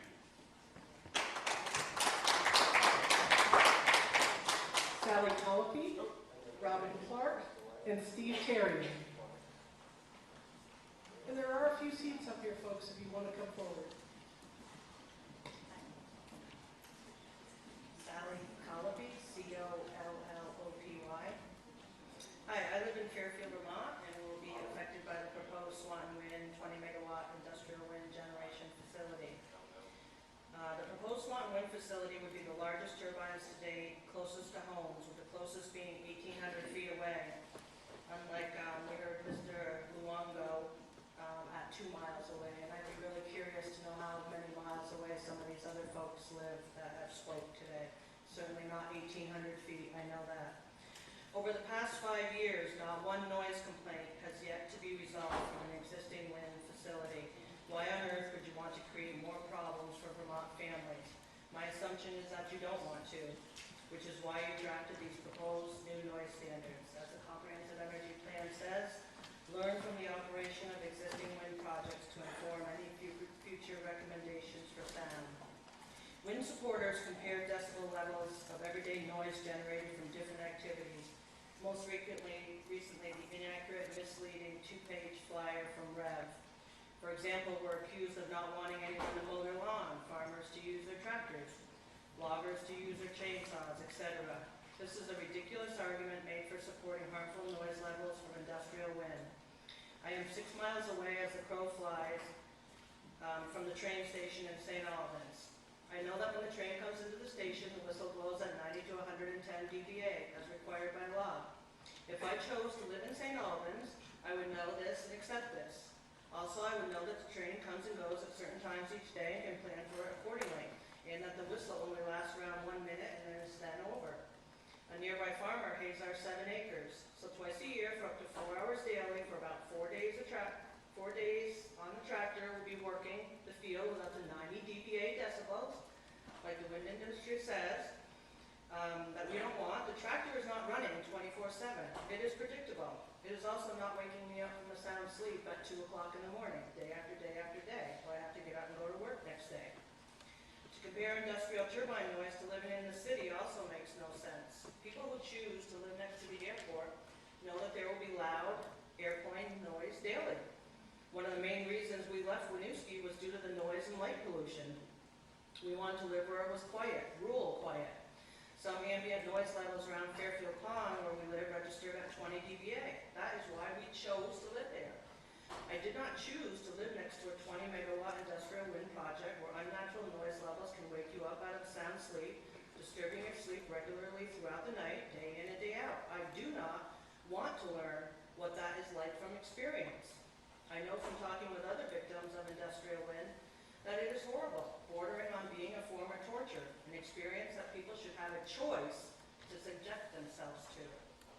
The daytime noise standard proposed of 42 dBA is an improvement, but still too high for neighbors like us living in an environment of 20 dBA. A 42 dBA would be appropriate for an urban area like Burlington or Montpelier. Also, it is important to have the standard be a maximum standard with no averaging.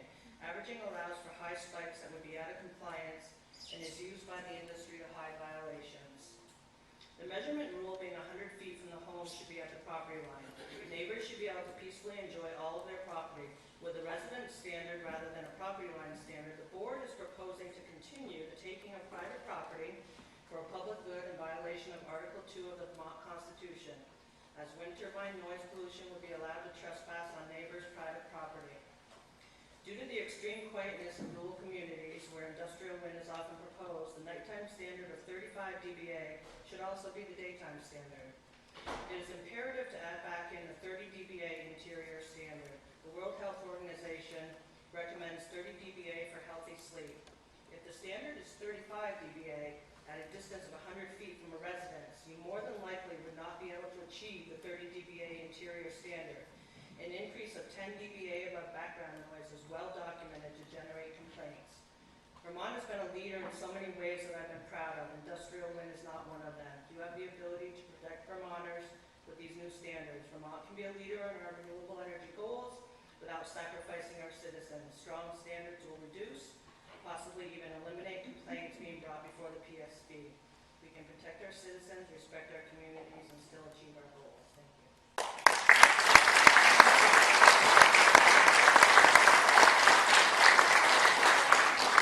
Robert Clark, Steve Terrian, Steve Mason.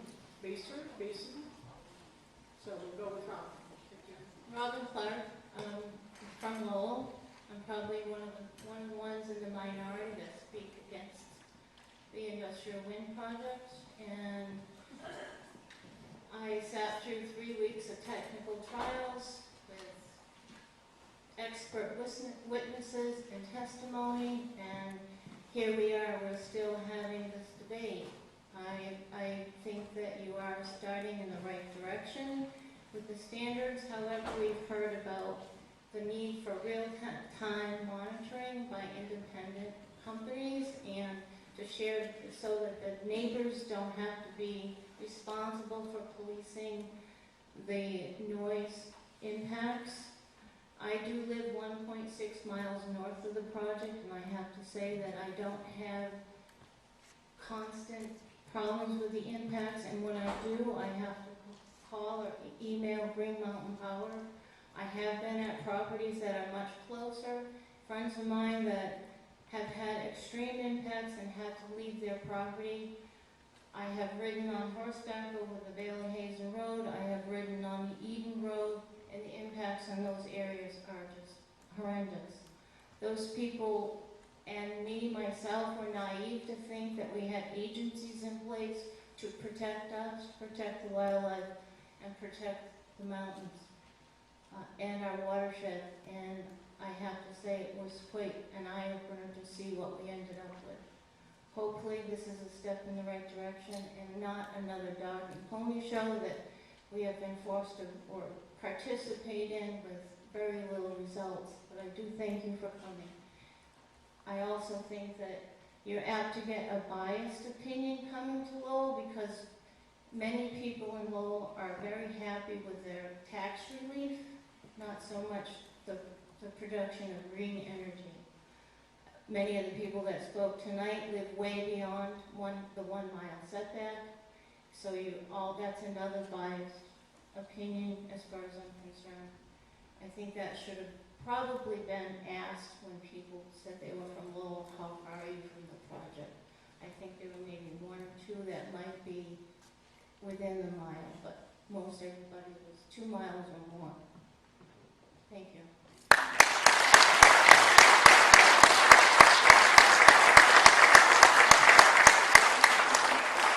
Steve Terrian, Steve Mason, and Dave. Ma'am? Sorry. For everybody I've murdered your name tonight, please forgive me. Steve. Steve Terrian, formerly from Sheffield, an actual victim of these things. Who are the ones that live close that say they don't hear them? Can I see? Show hands. Hey, no hands. You guys are dead. Oh, hey, there's one. Amazing. Well, we did. 45 decibels from a refrigerator inside a closet. Yes, it's loud. 45 decibels over miles and miles and miles, disrupting the whole area. My goodness. Wow, what a concept. My kids would wake up at night crying. This alerts your system. You are feeling it. I had a person out from Chateaugay, New York, had a testimony on how he felt in his house. It felt so personal and deep to me, I had to stop listening to it. You're in your house, you're invaded by this noise. And it's not even the noise that you're being invaded by, you're being invaded by sound and feeling. It is uncomfortable. Days and days of it will go on a stretch. You're on pins and needles. What a great way to raise a bunch of kids. You know, you're all ready to shut its throat. The kids are screaming. You know what it's like to have a kid wake up in a panic attack in the middle of the night? You can't get them back to sleep. Oh, what a great day that's going to make the next day. I commend you for trying to set new sound standards. I still don't think it's going to help as far as somebody who's in too close proximity. But it's better than nothing. I'll take better than nothing right at this point. This part of anything of these wind turbines, I don't know what anybody can say good about. We sell our RECs out of state, so they can't even call them green anymore. Chris Recchia, the Department of Public Service, already said it has nothing to do with global warming, what we can call that's climate change. It has zero effect. And we're destroying ecosystems. Areas that were wet for however long are now dry. Areas that were dry are now wet. It does disrupt the wildlife. The harmony is gone. We've gone up to my place to clean stuff out, and I'm looking around and just no birds around. You know, one would say, well, there's no birds around, no big deal. Well, I think it is a big deal. It shows a collapse in the ecosystem. I really think, again, to make an effort to try to get it, and yes, real-time monitoring. Not that the wind industry would gain their studies limiting store. You know, they're on the up and up. What I do like is the wind companies have actually done half our job for us. They do bad business, they lie, cheat. I'm sorry, they bought it, they earned it. I don't know of anybody in Vermont that could get away with doing such shabby business. That's all I have to say.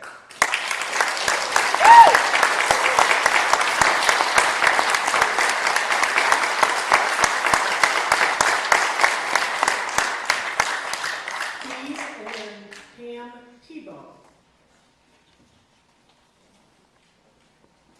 My name is Steve Mason, and I'm a little remiss. I wanted to welcome everybody here to our little school on behalf of the school board. I signed number 1 on the sheet. I didn't know it was sheet number 3. So welcome. We're fighting hard to keep our little school, local governments, because of Act 46.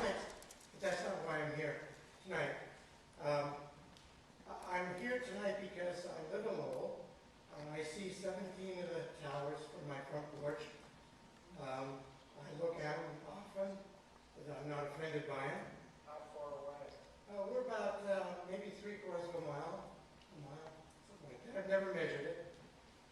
I walk my dog at least 5 times a day. I've heard the windmills on about 5 occasions. I don't have a dog in this fight.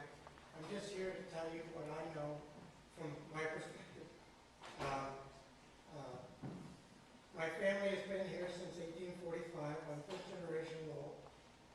My great-great-grandfather settled on Lowell Mountain. And I don't know how he'd feel about it, or any of the generations before. I tried to keep an open mind when we were going in.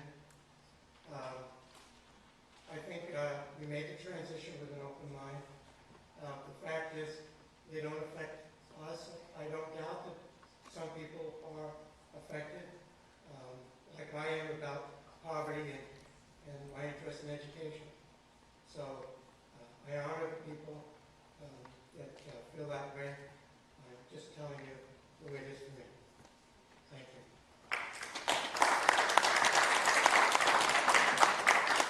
Pam? I'm Pam Tatro. I live in Lowell. I thank you for allowing me to speak tonight. Can you spell your last name? Yes, T-E-T-R-E-A-U-L-T. 3rd generation Lowell resident. I'm against lowering the decibel reading from 45 to 42. I do not think that the project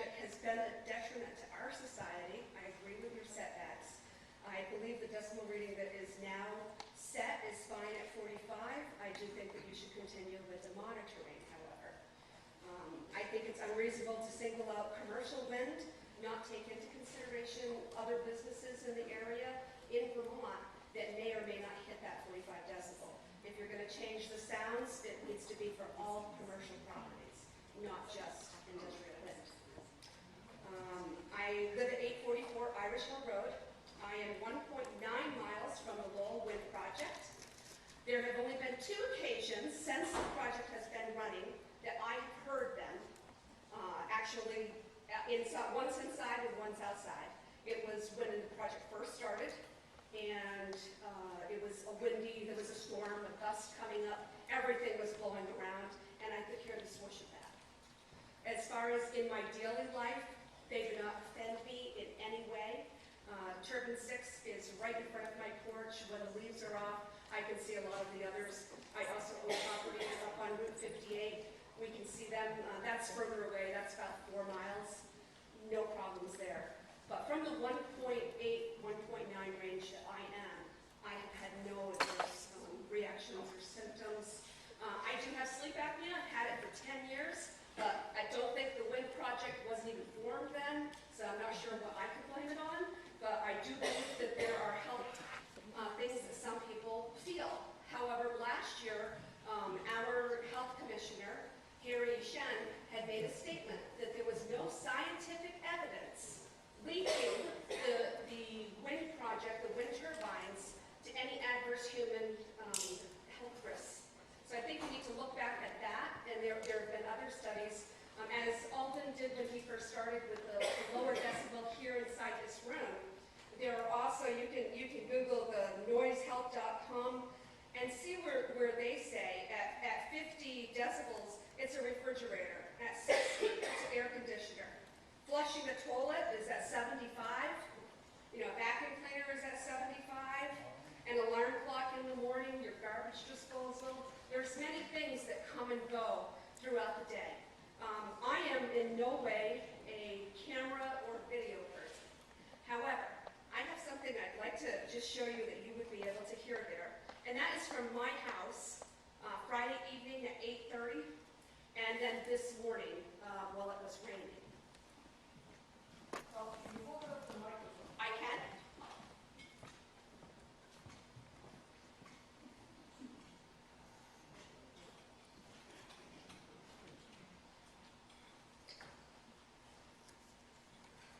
Make sure I get the right one here. Okay, so this is Friday night at 8:22. And I live in a rural area. I know that I have been up to the wind project on many occasions. That's another question. How many people in this room, please raise your hands, have physically gone up on a tour to the wind project? 1, 2, 3, 4. Not a lot. You know, you were less than half. We're not even a third. That is a lot. Yeah. Pam, if you could do what you're... All right. So I have been up there. I've seen the birds. I've seen all of them. Okay, here we go.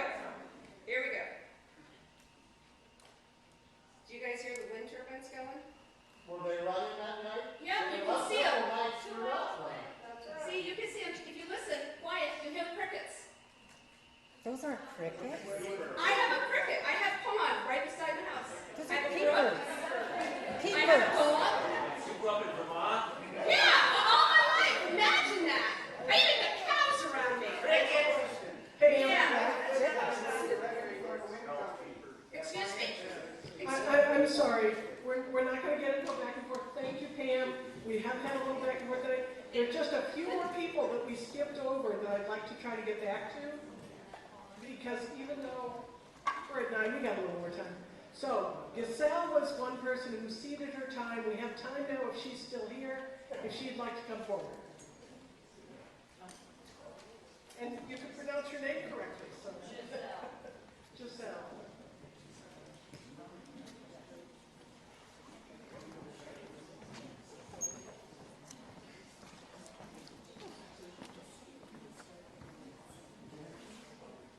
My first question is for the woman who just spoke. I was wondering if she has ever benefited from... Not a penny. I don't know, but somebody... No, I'm not a family member. I'm not related in any way. You live in Lowell, you made a tax vote to let them come in. I did. We voted 342 to 114.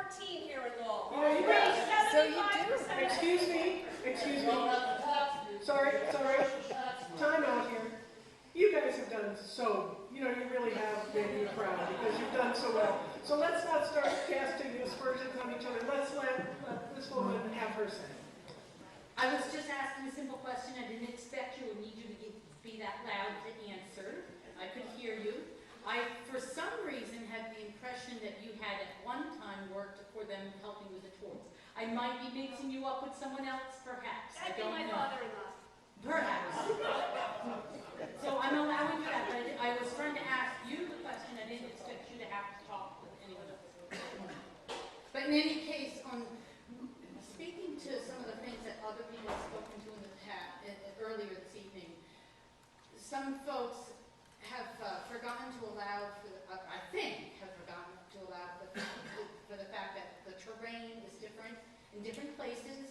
So some people who may live close to wind towers have said they haven't heard much, or maybe nothing, but they have to realize that depending on the terrain, other people who have heard noise and have been bothered by it are not just making it up.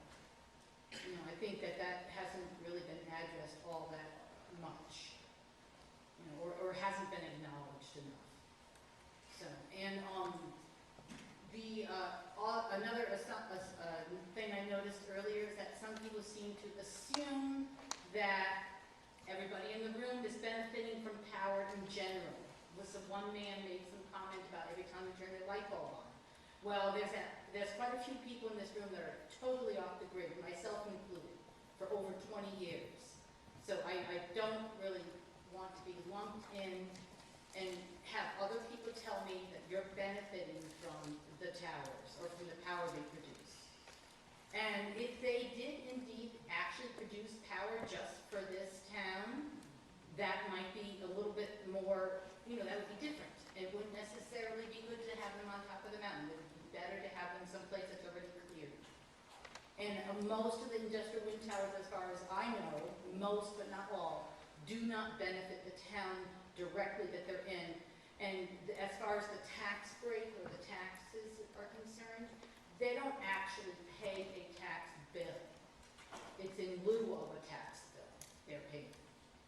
It's not like they're being taxed the same way as all of us are being taxed on our houses or our land. So those are some of the things that I wanted to bring up that I heard other people talk about and thought would be worth commenting on or maybe correcting. So that's all for now. Thank you very much.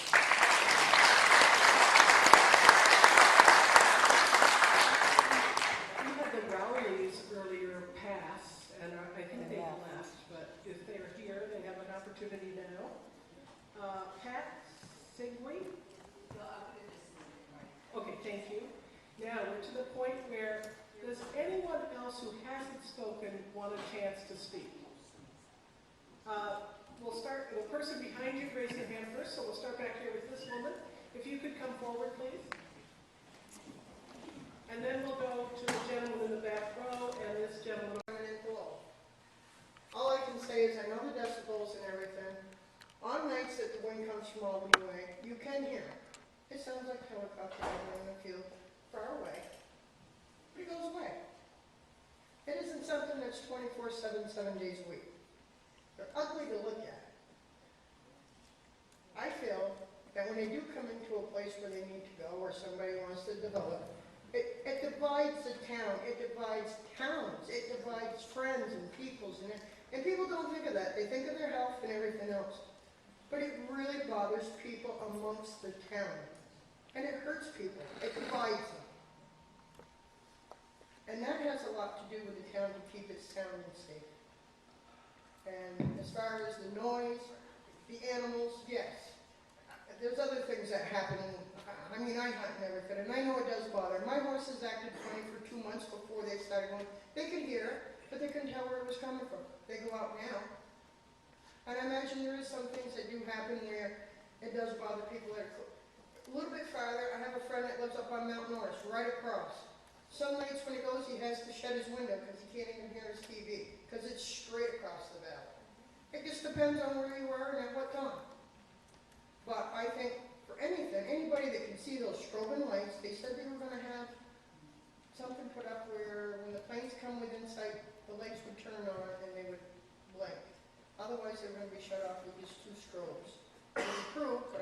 seen anything. I see the strobe lights ahead. They do get monotony after a while. I'm not living in a city, I'm in the country. And I think anybody who can see one of those wind towers from wherever they live ought to have a right to vote on them because it bothers their property value as much as anybody else that lives within the town.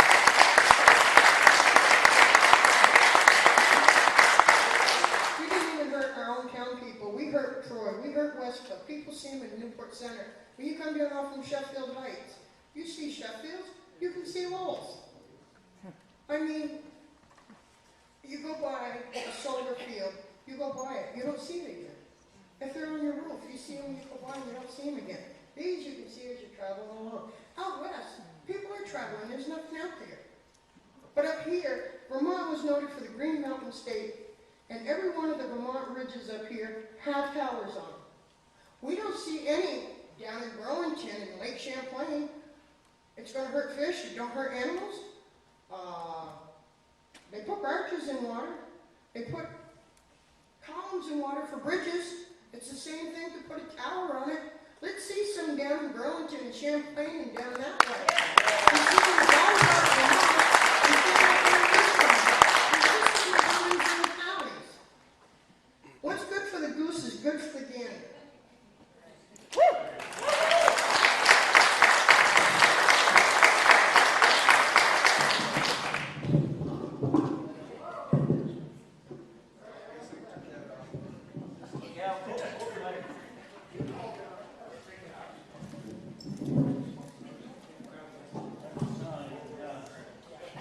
Save the day.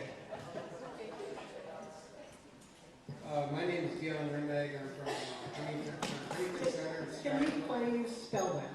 THYANNIR.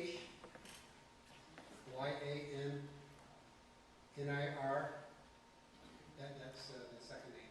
NIRMEGH. I grew up in Vermont also, and I often see these conflicts that happen in town.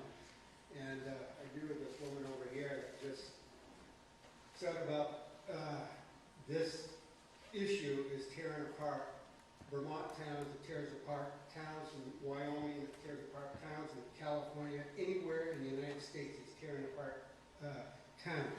We talk about bats, we talk about wildlife being affected, they are affected. And has anybody seen any monarch butterflies anywhere? No, because almost every single avenue through Texas is a line of wind towers. And a monarch butterfly can get up about quarter mile, but 500 feet is pretty damn high. And if they're collapsing the bat's lungs, then I imagine they collapse the butterfly's lungs. Nobody's researching it. Anyway, I just wanted to say about Mr. Chin. He hasn't done anything in Vermont to say that this is affecting people. I went to Steve Terrian's house. I visited it. I couldn't believe how bad it was, and he said it was a good day. I also have camped out at Lowell, and I've camped out at Sheffield. Stayed overnight. It's horrendous. It goes right, there's no way to stop the sound. You can put your fingers in your ears.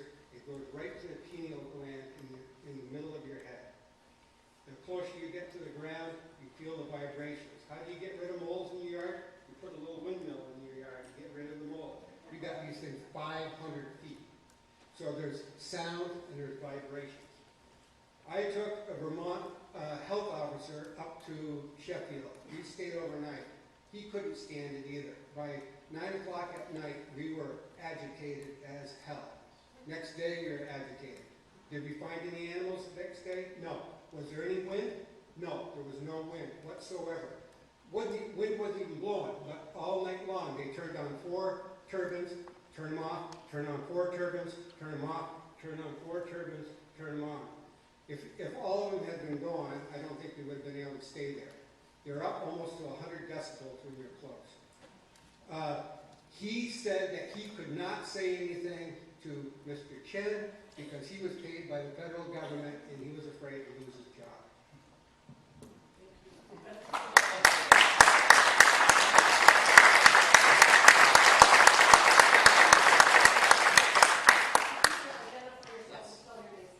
Dan Wright, D-A-N-W-R-I-G-H-T.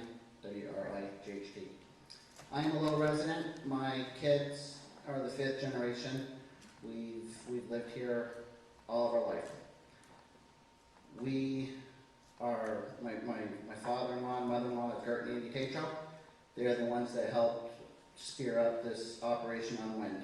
And before we stepped up and did this, we did all of our homework. We tried to figure out everything we could know about wind. We visited every single wind plant tower that we were invited to. I hunt up by Trip Wildman's land. He's the one that's the closest to the wind towers of anybody. My son and I have sat in a blind for weeks on end during the winter. We went turkey hunting last weekend. We never hear the wind towers. One time, probably at 4:45 last winter, we heard a swishing sound. And my son's like, Dad, is that the windmills? I'm like, I think so. We listened. I'm not saying that anybody here is exaggerating. For myself, I don't hear it. Robin, Clark, Lise McAllister, anybody else in town that are neighbors of mine, if you invite me to your house and I hear it, that'll change my tune. But at this moment in time, I have never heard them. That's all I have to say. Thanks. Is there anyone else who hasn't spoken who would like a chance? This gentleman in the back.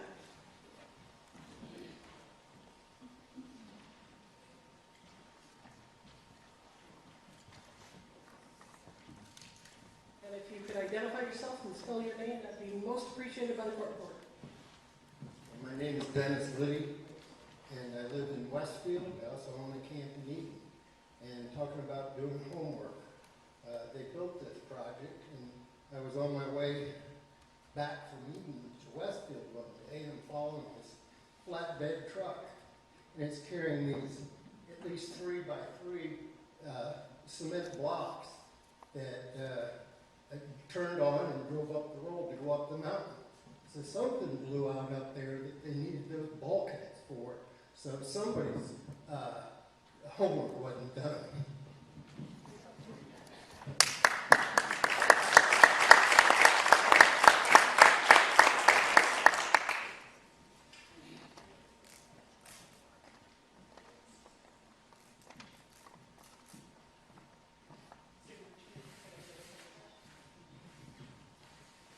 I'm Carol Baroni. I am the District 3 Director for Vermont Electric Cooperative, and in that role I represent the people of Lowell and actually the towns that surround the Lowell Mountains. One of the things that I've noticed today is that I don't think anyone is here from the town of Albany. Okay, so we have Carol here. I live in Craftsbury. I live about 3 miles from Turbine 21. I have never heard that turbine, but a neighbor whose house I can see across the field can hear the turbines occasionally. She is in a direct line from the turbines, and I have a hill behind me, so I don't hear them. I have heard the turbines more than a few times, and most of the times it's been when a member of the co-op from Albany will call with a concern.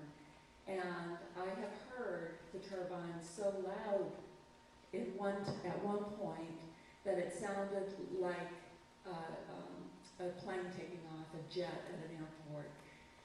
I don't know how frequently that happens, but I have heard them enough times because I've been asked to come and listen. So whatever the Public Service Board is considering to help, I think it is the right thing to do. And if we do have standards from the World Health Organization and other countries, I don't know how it could hurt us, especially moving forward for any potentially new projects, to institute those changes. And I agree that it should be that the person should, the standard should be inside the house as well, that if that has been taken out, that it should be put back in. Because our homes are really our havens. And if we can't know when it's going to be loud or when we're going to get a good night's sleep, that's just really not fair across the board. And the other thing that I want to say is that as far as all of you who come from different towns in the Northeast Kingdom, Vermont Electric Cooperative has identified that we do have a grid issue on one of our interfaces.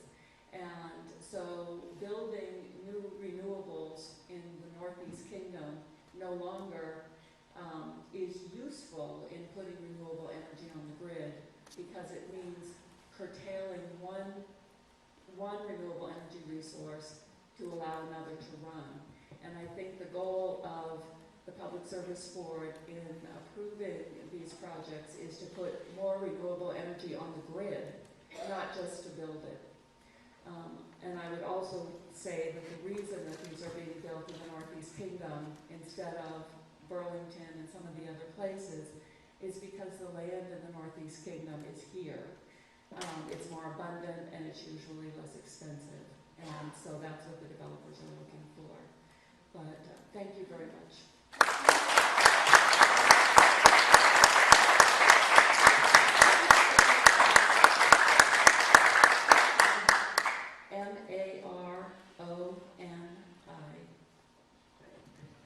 Anybody else who we haven't heard from who wants a chance to speak tonight? I think I did. I absolutely had to cut one person off tonight. That was Chris. And I would give her 2 more minutes if she wants to finish, but I think she's left. So with that, oh, did you want to finish? You okay? I hope that you send a message to the legislator that local input should be really, really, really considered. I mean, we're talking about our livelihood, our homes, our health, and I don't understand why the Northeast Kingdom is being victimized by all of this. But as far as state laws being put forth, you know, if you're going to put power in Vermont, then Vermont should benefit. We had our ridge line, and the gentleman came up this week. We asked how the town of Morgan would benefit. Morgan would not benefit at all except for the taxes on that property. If you're going to ruin our ridge line, then it isn't right. Have you got the chance to talk to me? No, and I just want to say 2 things real quickly. Okay, first of all, I'm an If you attorney. could come take the... I don't really need that. I'm an attorney for 25 My name is Dave Kelly. I'm an attorney. For 25 years, I represented the Vermont ski industry. I represented 12 different ski resorts. If any one of my clients ever tried to put concrete for miles across the ridge line of one of our mountain ranges, we would have either been tarred and feathered or put in jail. To say that we have a double standard somehow is almost insane, because the people who benefit from this double standard are the wind industry. Yeah. And the second thing I wanted to say is very selfish. I live across the valley from your wind turbines, and so I look at those strobe lights every night. And my neighbor for 3 years tried to sell his house. He couldn't do it until he reduced the price by about $200,000. You guys may be getting a tax benefit today, but wait till you sell your house, you're going to pay the price.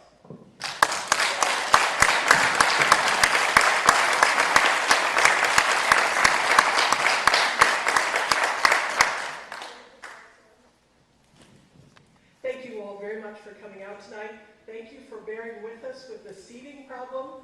We don't know if there were other chairs, but we've never found them. And we are having another public hearing Thursday night at 7. We will say at that one that we want to have people who haven't gotten a chance to speak first. So, but know that you are very welcome to come, and thank you very much for turning out tonight.